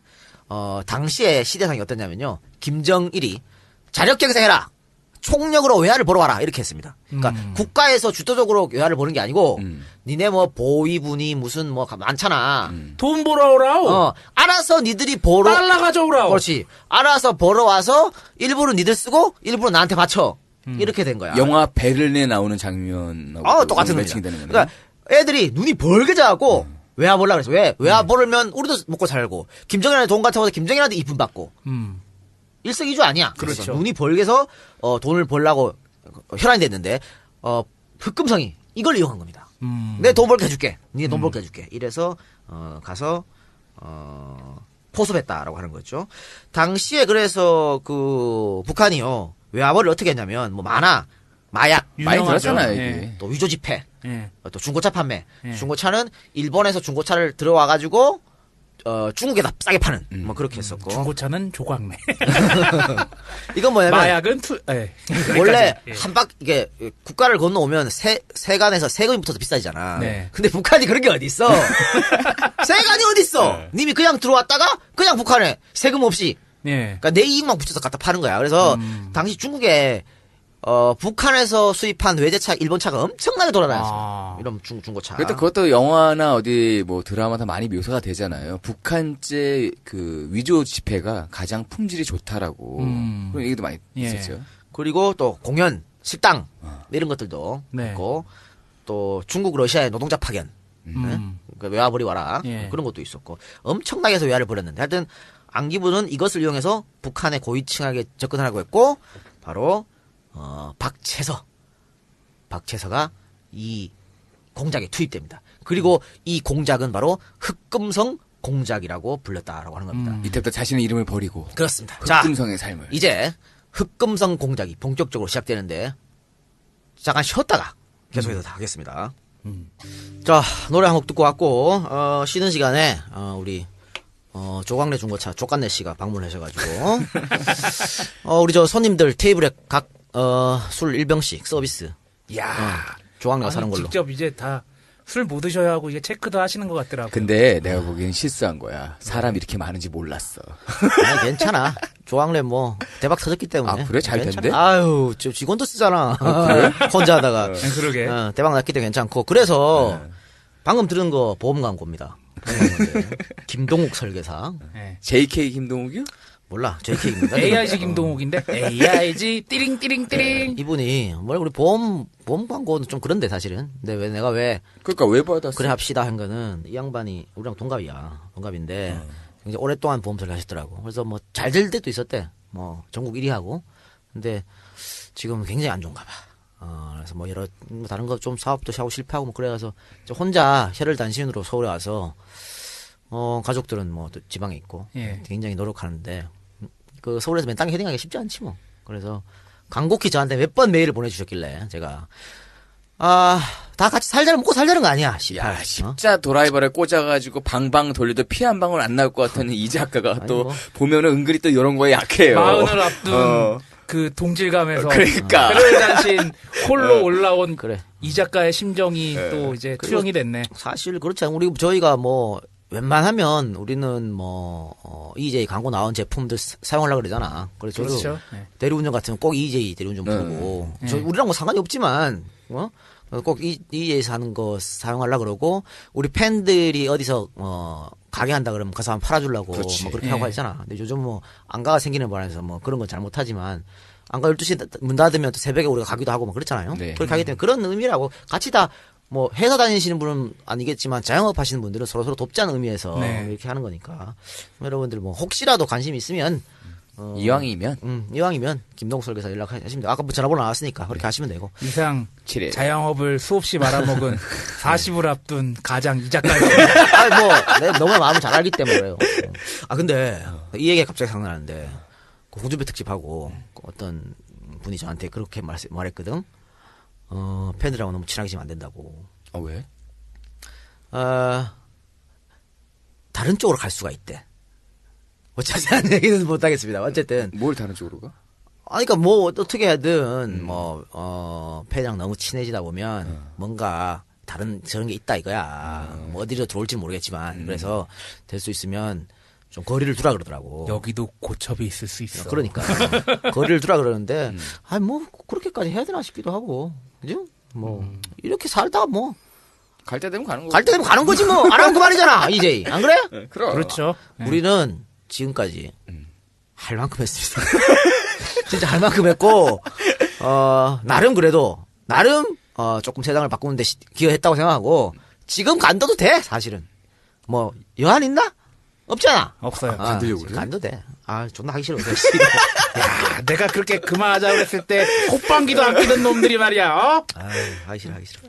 그래요. 자 그러면 이어져서 한번 해보도록 합시다. 흑금성 공작이 시작됐다 그랬는데 네. 어떻게 흑금성 공작이 시작됐는지. 이제 그럼 드디어 이제 그 영화 같은 그렇습니다. 이야기를. 공작의 내용. 아니 그 전에도 영화 같았지. 일부러 그 이하응이야 뭐야 바보짓하고 그렇지. 그러잖아. 똥치라고 막 이런 거 상관이 아니야? 그렇지. 그 부분을 한번 우리 이 박사님께서 한번. 예. 흑금성은 조총련을 통해서 북한과 접촉을 시작합니다. 아이 뭐 다이렉트로 끈이 없으니까 조 청년을 이용했어. 제일 글쎄, 교포. 뭐 저기 뭐 GOP 앞에 와가지고 통문 두드릴 수도 없는 거 아니야? 그렇지. 조총련 제일교포 서재호, 일본명 시바다 아리우시에게 접근을 했습니다. 아, 일본은 정말 어려워. 예. 그리고 흑금성이 군대에 있을 때 위탁교육으로 모대학에서 일본어 일일문학과 전공했나 봐요. 그러니까 일본어가 되는 거야. 이 요원으로서 완벽하게 뭔가 다 같이 있는 거지. 너도 요원 아니니 혹시? 뭐 괜히 막 뭐 강원랜드 가서 돈 깨지고 막 그러면서 일부러 그런 거 아니야 너? 내가 내가 목적이 없잖아 그런데.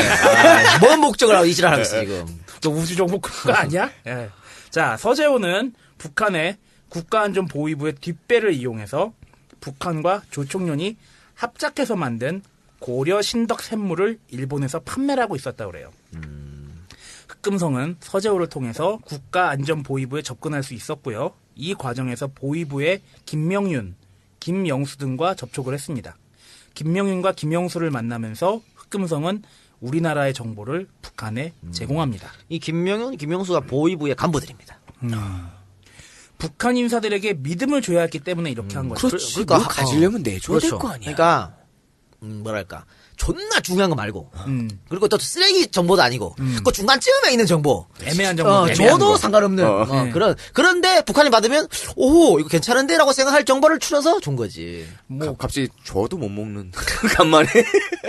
시끄러 마. 이런 사실이 알려지니까 다른 기관들에서까지 흑금성과 손을 대고 싶어 했겠죠? 오야 소스 들어온 데가 있어. 그렇지. 그리고 흑금성은 단시간에 북한의 대남 공작 중요 인사가 되었습니다. 흑금성이 북한 고위급의 마음을 사로잡은 예를 한번 보도록 하죠. 외화벌이에 당시에 가장 앞장서서 많은 돈을 벌었던 사람이 바로 얼마 전에 숙청당한 장성택입니다. 존나 많이 벌었어 성택이 형. 그 사람 형이라고 별로 부르고 싶진 않은데 장성택은 야, 이 조카를 개새끼야. 저기 뭐 위에 사람, 정일이 형, 일성이 형 다 그러면서 왜 성석이 형을 안 부르는데? 내가 정일이 형 일성이 얘는 잘 안 한다. 졸라 욕하잖아. 얘는 안 하잖아. 장성택은 조카를 시켜서 대남 사업을 했는데 조카가 한 대남 사업이란 게 뭐냐? 중국산 제품을 북한으로 수입하고 원산지를 북한으로 조작해서 택대는 거지. 메이드 인 노스코리아. 한국으로 수출하는 것이었습니다. 우리나라가 박스가리. 예. 이 사실을 알고 있던 안기부는 일부러 장성택 조카의 제품을 많이 사줬어. 그런데 어느 날은 한 번에 15만 달러 상당의 물품을 주문했어요. 그리고 주문 후 제품이 도착하자 분량 많아. 그리고 돌려보내버립니다. 크레임을 거는 거죠. 예. 갑작스런 크레임에 장성택 조카는 중국에 대금 줘야 되는데 대금 물품 대금을 주지 못해서 중국 공안에 검거가 되었어요. 그리고 요거를 해결해 주는 사람이 바로 흑금성이었습니다. 야 이거 뭔가 좀 냄새가 나는데.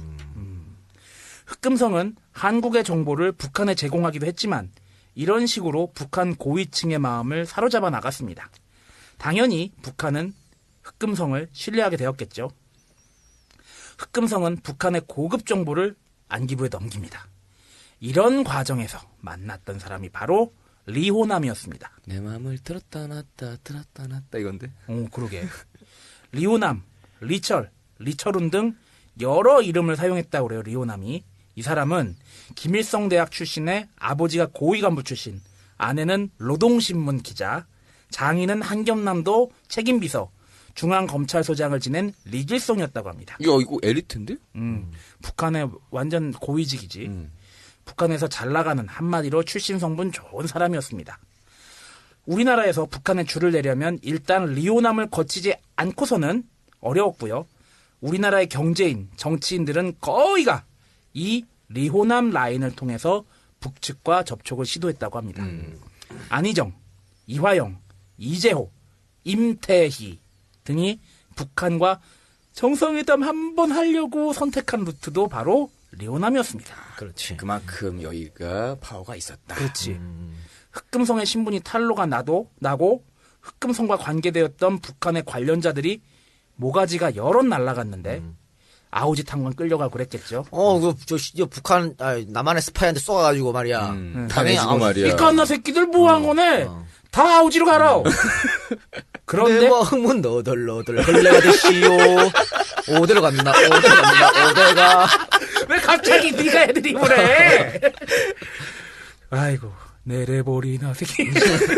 자, 이런 여러 수청이 있었는데도 내래버리나 새끼 어디로 가면서 리호남은 건지했습니다. 그랬던 이유도 리호남의 집안, 리호남의 외화벌이 능력이 탁월했기 때문이었습니다. 그래서 리호남만 살아남았다 하는 거죠. 이런 공작을 벌이고 있을 때 흑금성은 아자 커뮤니케이션 대표 박기영을 우연하게 만납니다. 박기영이라는 사람은 광고쟁이로 이름을 날던 사람입니다. 가장 유명한 일화가 채시라를 데뷔시킨 사람이 이 사람입니다. 그 광고판에. 미스로 때. 채시라 미스로 땐가? 미스로 때인가? 내가 알기로는 하여간 뭐 그랬겠죠. 이거 광고로. 채시라도 사실 연기자라기보다는 광고 쪽에서 파워가 좀 좋았거든요. 자. 주시, 후레쉬 민트, 스피아 민트. 라떼껌 둔둔둔 좋은 사람 만나면 나눠주고. 거기 광고 나왔나? 그런 광고였어. 자, 박경은 당시에 이 광고 쪽에 보면 대기업이죠. 대응기획에 적을 두고 있었습니다. 대형기획이 롯데 건가? 맞지. 제일기획이 삼성 거고. 그렇죠. 그렇겠네. 대응이 어디 건지 모르겠어요. 대형이 롯데 거야. 롯데 걸 거야. 자, 여기서 그는 아이디어를 하나 냅니다. 북한에 들어가서 한국 제품을 광고하면 대박이 날 거라다. 라는 아이디어를 냈습니다. 이게 가능한가? 그러니까 봐봐, 이거를 아이디어 차원이지. 그러니까 아이디어니까. 자, 그래서 일단 그 회사 윗선에서 허락을 받습니다. 그리고 이 아이디어를 현실화시키기 위해서 여러 차례 중국을 방문해서 북한 사람들과 연주를 만들어 나갔습니다. 하지만 남북 관계가 북한의 핵 문제로 어려워지니까 대응기획은 당연히 박기영의 기획을 폐지를 시켰고요. 하지만 그동안 들인 시간과 노력과 이런 게 있을 거 아니야. 그게 너무 아까웠던 박기영은 대응기획을 퇴사를 해서 스스로 광고 회사를 만들 생각을 갖고 있었습니다. 요거 아까운데 이거 자기가 봤을 때 내가 킬 어떻게- 아이템이거든. 내가 혼자 회사 차에 내가 그냥 해버릴까? 그렇게 해서 한 거네. 이런 상황에 박기영의 옆집으로 흑금성이 이사를 왔습니다. 하필 요때. 우연일까? 안기부의 공작일까? 글쎄. 대단한 새끼들이야, 이런 거 보면. 뭐 안 한다 해도 역시 그러니까. NIS가 NIS야. 옆집으로. 옆집으로 이사를 가. 박기영의 옆집으로 흑금성은 바로 박기영과 친해집니다. 거기다 친해져. 요즘은 그기가 쉽지가 않거든 사실은. 안녕하세요. 이사 왔습니다. 예, 반갑습니다. 그러면서 살 친해지기 시작하는 거야. 이제 목적을 갖고 하니까. 우리는 뭐 그냥 살아가니까 옆집에 누구 사는지 잘 모르지만, 목적을 가지고 하려 그러면, 보면, 딸이 뭐 동갑이고 그렇대요. 그래가지고, 뭐 같은 학교 다니고, 학부형이네요. 뭐 지나왔다. 소주 할까요? 뭐. 그러면서 뭐 지가 술값도 내고 했겠지. 나는 옆집에 아가씨가 사는 것 같은데 3년 동안 한 번도 못 봤어.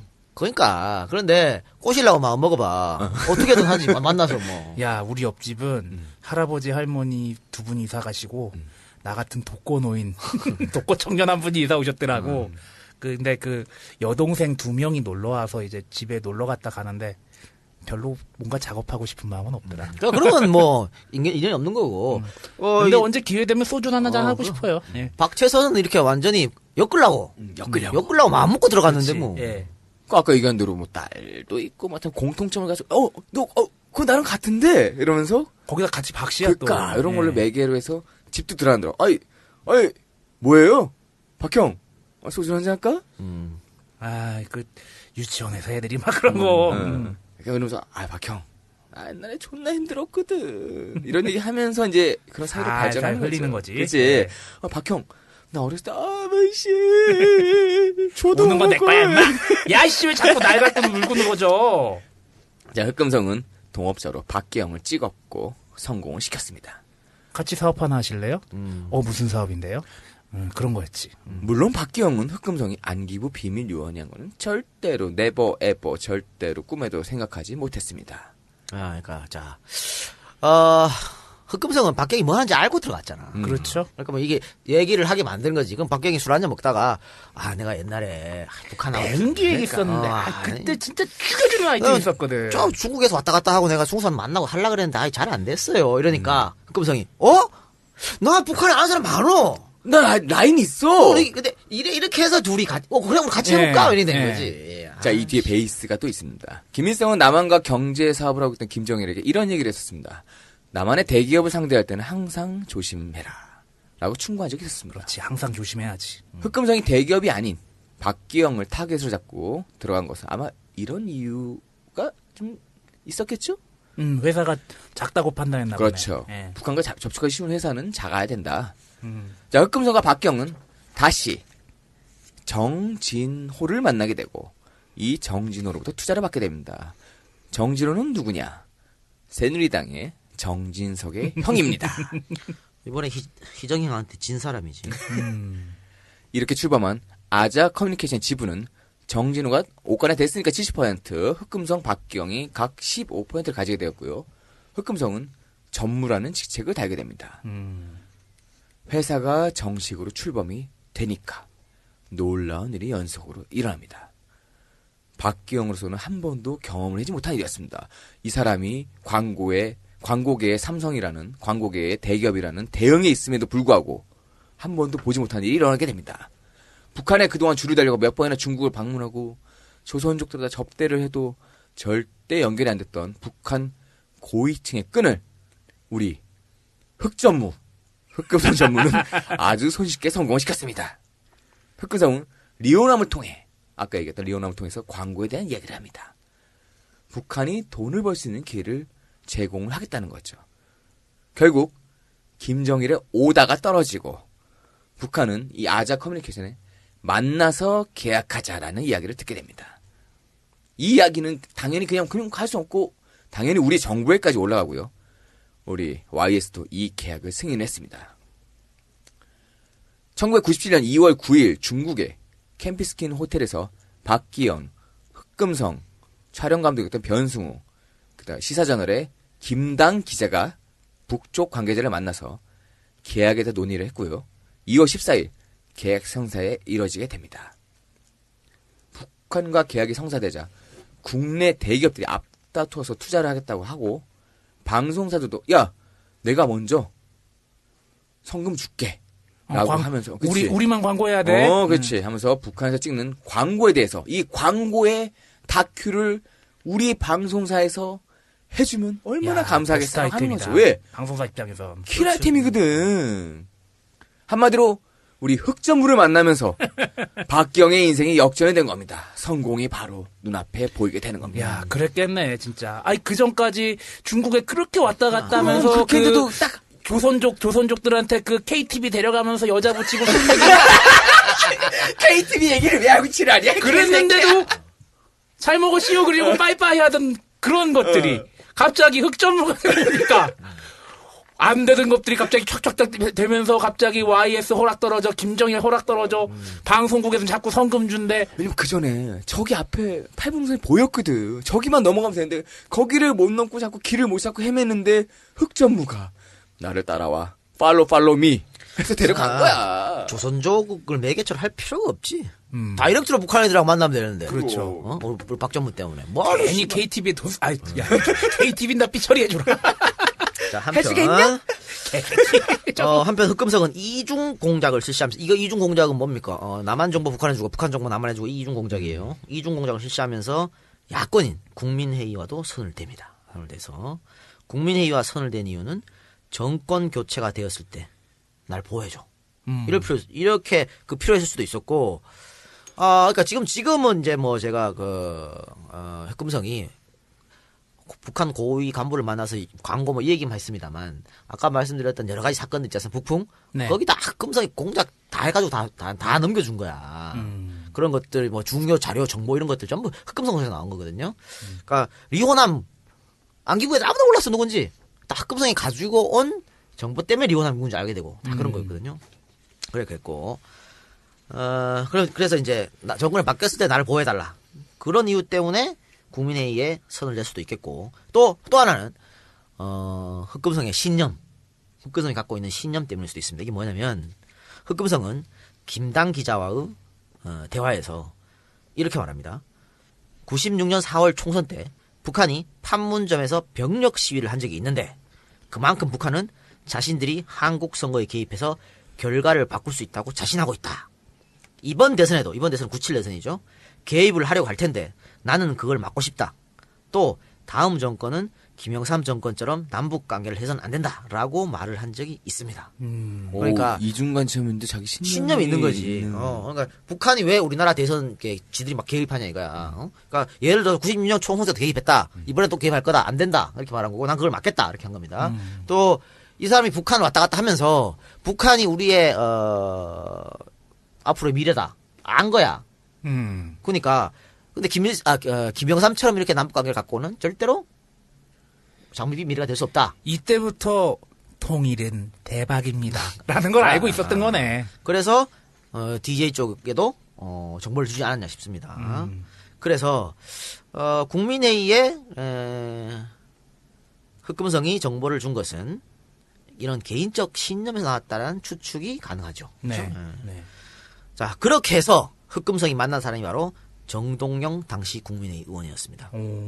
흑금성은 정동영에게 오익재 사건, 아까 얘기했던 아까 오익재 사건, 또 김우중의 비밀 방문, 한나라당 정재문 의원이 북한 인사와 접촉한 점, 이런 것들, 또 한나라당이 북한에 요청한 판문점 총격 요청 사건, 이런 굵직한 비밀들을 미리 정동영에게 알려줍니다. 야 소스를 툭. 좀 있으면 오익재가 편지를 쓸 거예요.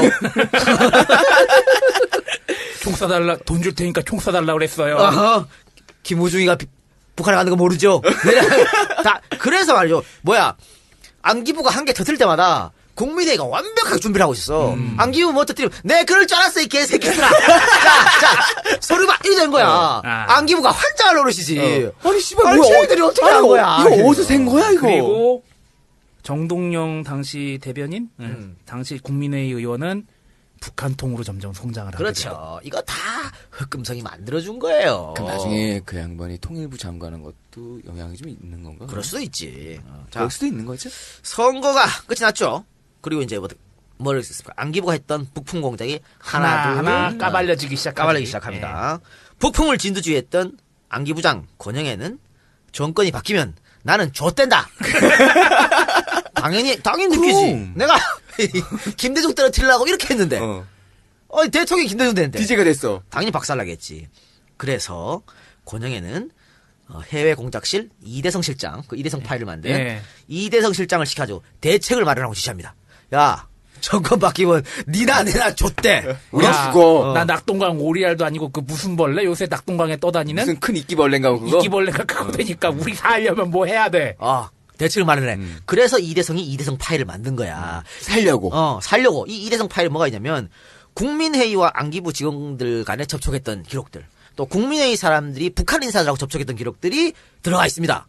물론 한나라당 사람들이 들어간 것도 기록돼 있지. 이건 뭐냐면 자, 우리 자꾸 건들면 국민회의 당신들도 북한 인사들 했다는 것도 다 나중에 드러나게 돼 있다. 그러니까 적당한 선에서 덮자. 이렇게 이제 쇼부를 친 거지. 쇼부를 쳤는데, 그러니까 당연히 안기부로서는 이 파일이 폭로되면 김대중이나 국민회의가 곤란하다. 그렇게 생각하고 문서를 짜집기 위조합니다. 그러니까 원래 있는 데다가 좀 부풀려. 부풀리고 여기 잘라서 붙이고. 그래서 컨트롤 C, 컨트롤 V 지우고 빼고. 김대중이 이걸 딱 봤을 때, 야 이거 폭로되면 나도 곤란해진다. 이건 나 완전히 줬다. 그렇게 만든 겁니다. 그래서 엄포를 놓은 거였죠. 그래서 이대성은 이 이대성 파일을 내부에서 5부 정도 만들어가지고 하나는 권영애 부장한테 주고 하나는 이병기 차장한테 주고 지금 나오고 있는 이병기 차장한테 주고 줬다고 또 하나는 국민회의 부총재 정대철한테 주고 자기가 한 2부 정도 가졌습니다. 폭탄을 다 나눠놨네. 언론에 터진 건 뭐냐? 정대철에게 건네준 것이 터진 거야. MB도 그랬을까? MB 뭐? 그 박근혜 대통령 된 다음에 한 문서 하나는 박근혜한테. 그것 때문에 아무것도 지금 MB를 못 건드린 거야. 야, 그거 모르는 거야. 그것도 모를 수도 있을 것 같아. PDF 파일일 수도 있어. MB가 국회의원실에 북한 방문한 적도 있어요. 이것도 흑금성이 터뜨린 거야. 이거 흑금성이 국민한테 줬어. MB 방문했다고. 근데 MB는 전혀 성과가 없었어. 뭐 잘하는 게 뭐 있겠어. 그래요. 그랬고 1998년 3월 8일 타워 호텔에서 정대철은 이대성을 만납니다. 여기서 이대성은 이대성 파일을 보여주면서 윤홍준 수사가 확대되면 국민회의 측이 북한 측 인사 만난 것이 드러날 수밖에 없으니까 대통령한테 말씀 좀 잘해달라. 이렇게 협박 아닌 협박을 하는 거죠. 그러니까 뭐야? 목에다가 칼 싹 들이밀고 아이고 선생님 이게 면도가 될 수도 있고 죽음이 될 수도 있습니다. 그렇지. 그래서 윤홍준 수사는 윤홍준 개인이 한 걸로 덮자. 안기부로 들어오지 마라. 여기서 끝내자. 그렇게 됐는데 3월 8일 날 만났다 했죠. 그로부터 일주일 뒤에 김중건 청와대 비서실장 딸 결혼식이 서울에서 열렸습니다. 서울 모처에서. 여기에 참석한 정대철은 당시 문희상 비서실장 수석 이럴 때 그랬을 거예요. 문희상 의원에게 이 문건을 보여줍니다. 그리고 문희상은 이걸 들고 청와대로 달려가게 되는 거지. 그래서 청와대에 보고가 되고 난 뒤에 한겨레 신문에서 3월 17일 날 이 기사가 터졌습니다. 이 양반들이 살아온 궤적이 있는데 이런 걸로 협박을 하면 먹히나 이게. 아니 그 김대중 당시 대통령은 내가 스크래치 가더라도 안기부를 개혁하고 싶었던 거지. 이거 그냥 덮고 그대로 가잖아. 또 목줄 잡히는 거야. 그러니까 여기서 개혁을 해서 권영애 이런 애들 다 쳐내고 내 사람 심자. 권영애 나가고 이종찬 된 거 아니야. 그 권영애 자살 소동하고 막 카타 칼로 배 끌고 막 그랬어요. 하여튼 그랬는데 이 이대성 파일이 터지면서 흑금성의 정체가 박채서라는 사람이라는 게 아주 전 세계 까발려지는 정말 정보부 역사상 전 세계 정보부 역사상 전무후무한 일이 일어납니다. 왜? 그 다음에 또 일어났잖아. 여자 요원이 댓글 달다가 집이랑 장소 다 공개. 아니 그거는 걸린 거고. 그거는 요원짓 나쁜 짓 하다 걸린 거고. 이거는 비밀 블랙 요원을 안기부가 스스로 깠어. 이런 정보 요원이 어디 있어? 007이 제임스 본드야.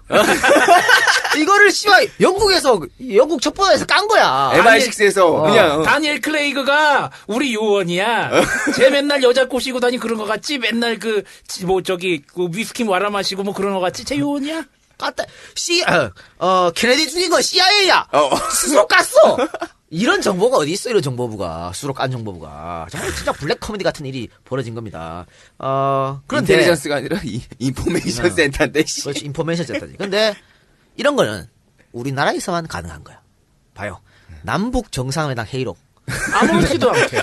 까불면 안 되잖아. 전 세계 이짓할 것은 우리나라밖에 없어. 신문을 통해 이대성 파일을 읽게 된 박기영은 깜짝 놀랄 수밖에 없죠. 옆집 아저씨가. 우리 옆에 살던 내 딸이랑 저 딸이랑 같이 유치원 다니던. 아니 우리 흑전무가 같이 커피 마시던. 우리 흑전무가 박전무였어. 알고 보니까. 흑전무가 박전무야. 아이씨. 3월 30일 북한을 방문하기로 일정이 잡혀 있었던 박기영으로서는 충격을 안 받을 수가 없었죠. 뒷골 빡 땡기지. 아까도 얘기했지만 같이 옆집 살면서 커피 마시고 그렇게 친하게 지냈던 이웃이 동업자가 김치도 갖다 주고 막 이렇게 했을 거 그렇지. 아니야. 흑전무가 아니라 박정무였고 안기부 블랙 요원이었고 그 공작에 자신이 이용당했다는 생각이 들었다는 거죠. 제정신이 아니지. 생각해봐. 알고 보니까 이 작가가 안기부 요원이야. 네가 개새끼야 나를 나 이렇게 되는 거지. 작전을 짜고 접근했어.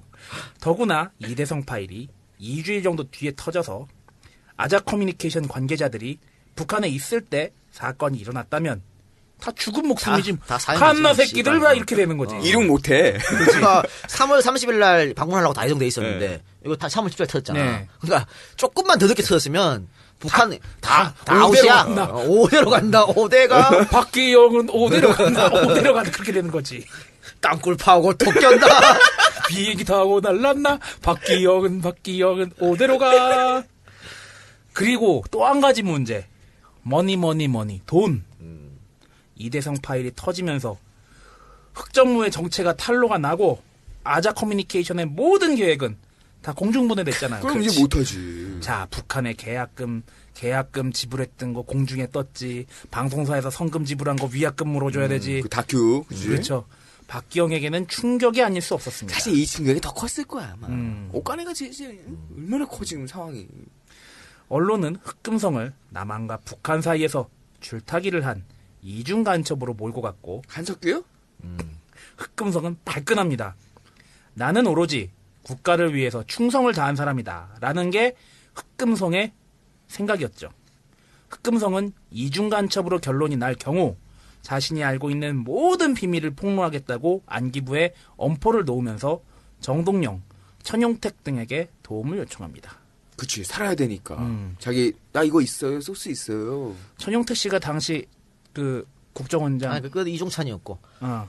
정동영하고 그 전에 전용태하고 여러 번 만났거든. 그러니까 그래서 정보를 줬단 말이야. 네. 그 부품 공작의 정보를. 자, 이제 정권을 잡았잖아. 네. 그러니까 정동영, 전용태한테 얘기해갖고 당신들 나 때문에 정권 잡은 거 아니야? 내가 지금 이중간처럼 올렸는데 나 살려줘야지. 이렇게 얘기를 한 거죠. 동영 씨, 내 소스 받았잖아. 그렇지. 그러나 대선 때 흑금성의 도움을 받았던 정동영과 천용택은 언론과의 인터뷰에서 흑금성이 접근은 해왔으나 미심쩍은 부분이 많아서 만남을 거절했다라고 흑금성과 거리를 둡니다. 야, 이게 정치인들의 냉정함이죠. 또 스파이의 비애입니다. 국가에서 버림받았잖아. 안기부가 버렸잖아. 이중간첩이라고 버렸고 또 다른 쪽에 정치인들 손댔는데 거기서도 버림을 받는. 우리는 당신과의 관계를 전부 부인할 것입니다. 그렇지. 이용 가치가 그렇죠. 없어졌다는 거죠. 예. 뭐 나한테 소스 때 좋았지. 이제 또 했는데 뭐. 그렇지만 흑금성이 가지고 있던 비밀 녹음 기록의 위력을 알고 있던 안기부는 이 사건을 덮어버립니다. 왜냐면 거기 안에 그거 까이면 거기 머리 아프거든. 이거 말입니다. 이 기록이 말입니다. 그렇다 그래. 흑금성이 잡혀 들어가잖아. 그럼 잡혀 들어가는 순간 어딘가로 발수 딱 날아가는 바로 거야. 맞추네. 안전장치. 진짜 그건 완전 영화에 나오는 얘기네. 들어가는 순간 일단은 뭐 일본 언론 그리고 뭐 한국내 뭐 어디 그렇게 지금 딱 돼 있대요. 그치. 내가 실종되는 순간 내가 주변에서 심어놓은 모든 시스템과 사람들이 움직인다. 바로 이메일 내지는 이제 그 이런 건 대부분 그치. 수신자 불명의 문서로 툭 박스로 날아가요. 박스로. 그런데 말이죠. 어쨌든 이것 때문에 이 비밀 녹음 때문에 구속이 안 됩니다. 흑금성이 나와. 나오는데 지금 현재 흑금성 구속된 상태예요. 다른 간첩사 구속된 상태인데 흑금성 박재석 씨가 나오면 그 녹음물을 이제 한번 더 드리고 있을까? 왜 이래? 아니 시간도 지났는데 이제 연세도 있고 죽기 전에 국가를 위해서 진짜 뭐 한 게 해야 되는 거 아니야? 그런 건 터트려 줘야 돼. 야, 네가 이제 여운아 씨에 이어서 박재석 씨까지 인터뷰를 하려고. 이 작가가 육아를 포기하고 어딘가로 떠나려고 합니다, 여러분. 야, 이거는 급이 달라. 그거 폭로하는 순간 국정원이 아니고 북한 보위부에 들어가는데 이거 아니면 뒤에서 목 대라고 깐나 새끼. 야, 브라우니로 땅땅. 울 때를 땀을지 몰라. 아이씨. 울 때를 빡. 에이그. 근데 당시 안기부 공식 발표는 흑금성은 이중 간첩이 아니고 안기부 4급 공장원이다. 이것은 사건을 덮는 거죠. 예. 그는 안기부 조사 때도 비교적 자유롭게 조사를 받았다 그래요. 흑금성은. 그리고 부품 공작원들이 줄줄이 쇠고랑을 차고 있을 때도 안기부에 사직서 던지고 당당하게 걸어 나왔다고 합니다. 거기에다 플러스 알파 특별 위로금 3억 원까지 받았어요. 퇴직금을 땡겨왔어요. 또. 사실은 이 양반이 비밀 요원이기 때문에 퇴직금 안 줘도 돼. 적이 없잖아. 4대 보험도 안 되잖아. 그런데 3억이란 특별 위로금 뭐냐? 그동안 공작했던 거 공으로 생각해서 줬다 그러거든. 그런데 그것보다는 이제 입 다물고 살아줘. 이거겠죠. 그래서 구속 안 시키고 재발로 풀어주고 돈 3억까지 안겼다.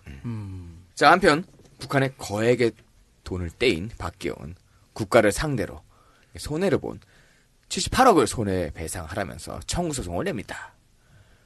국가가 공작원의 비밀을 까발리면서 내가 좆됐어 라는 거였습니다. 이건 박경훈 오갈 수 있지. 맞는 말일 수도 있네. 아니 옆집 아저씨한테 당한 거 아니야. 그러나 1심 판결은 박경의 패소였습니다. 박경은 단숨에 파산자로 전락하고 맙니다. 2심 재판을 맡은 엄상희 변호사는 어렵게 흑금성을 만납니다. 흑금성은 이렇게 얘기했습니다. 비밀을 무덤까지 가지고 가려고 했습니다. 그러나 이 나라가 저나 박기영 씨에게 하는 태도를 보면 정말 섭섭합니다. 아주 저질의 조폭사회에서도 이런 졸렬한 배신을 하지 않아요. 국가가 오리발을 내면 내가 증인을 서죠. 이렇게 얘기하면서 박기영에게 미안함을 표시합니다.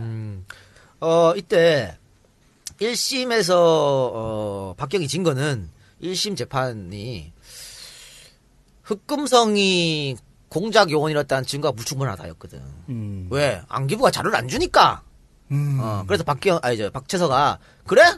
그러면 내가 증인 서겠다.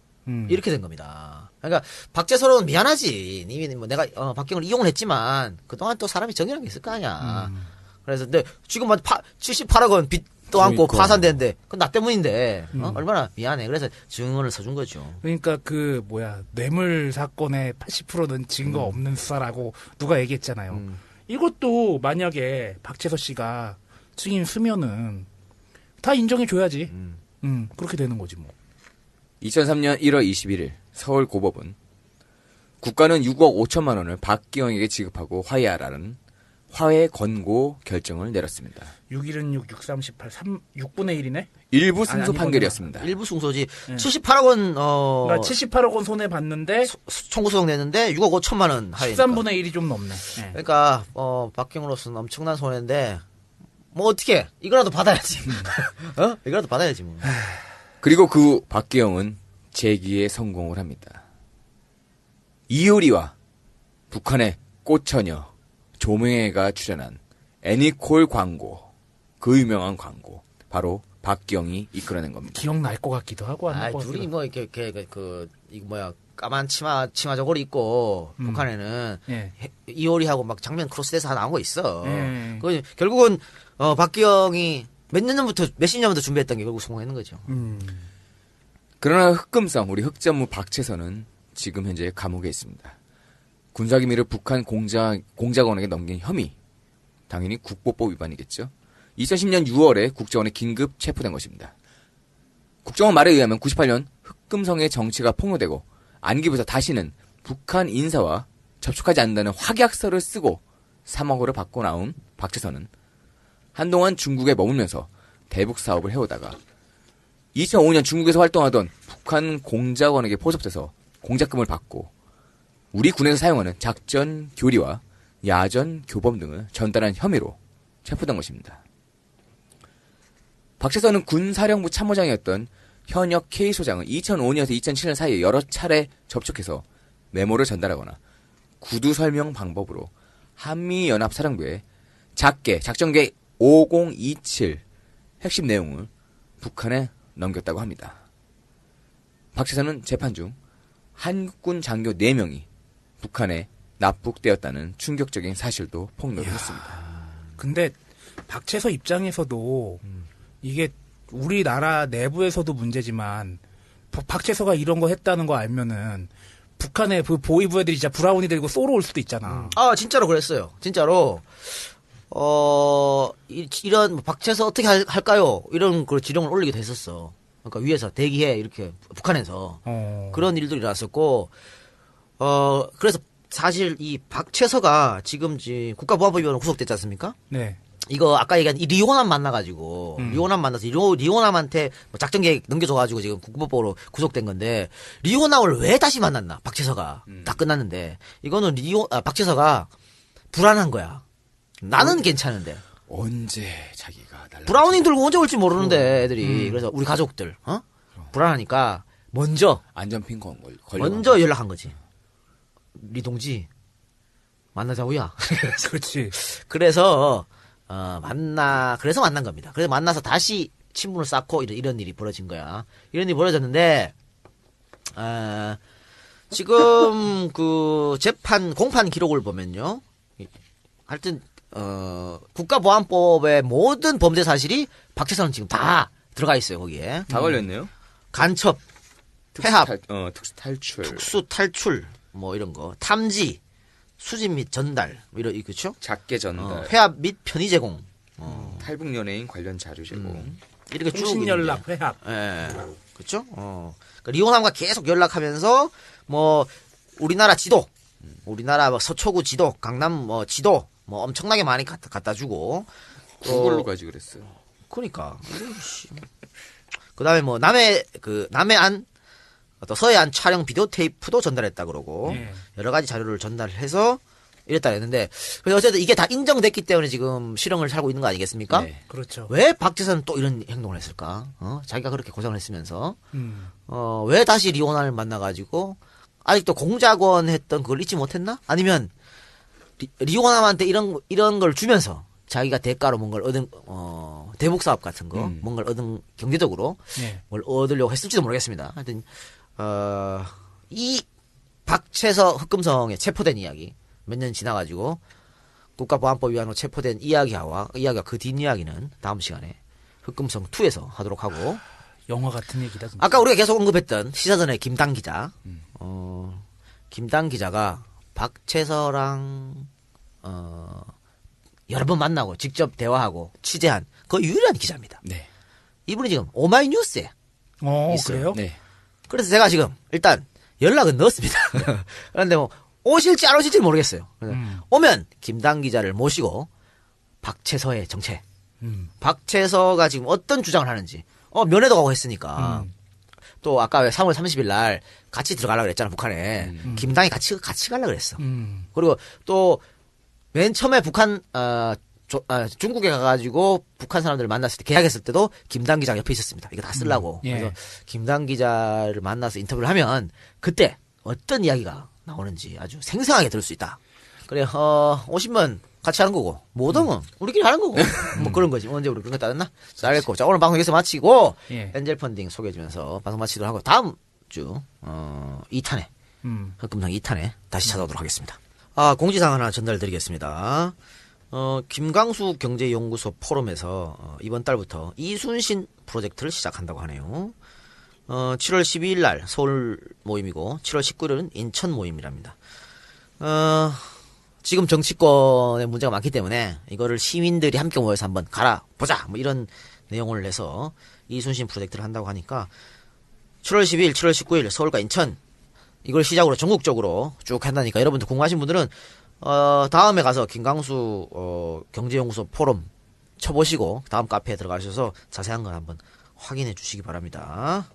제공 박미선, 고양섭, 정연현 제니, 라만차, 35세 백수 힘내십시오. 일본에서 강원, 박인경, 로건, 김지연, 대구건업 이상입니다. 고맙습니다. 고맙습니다.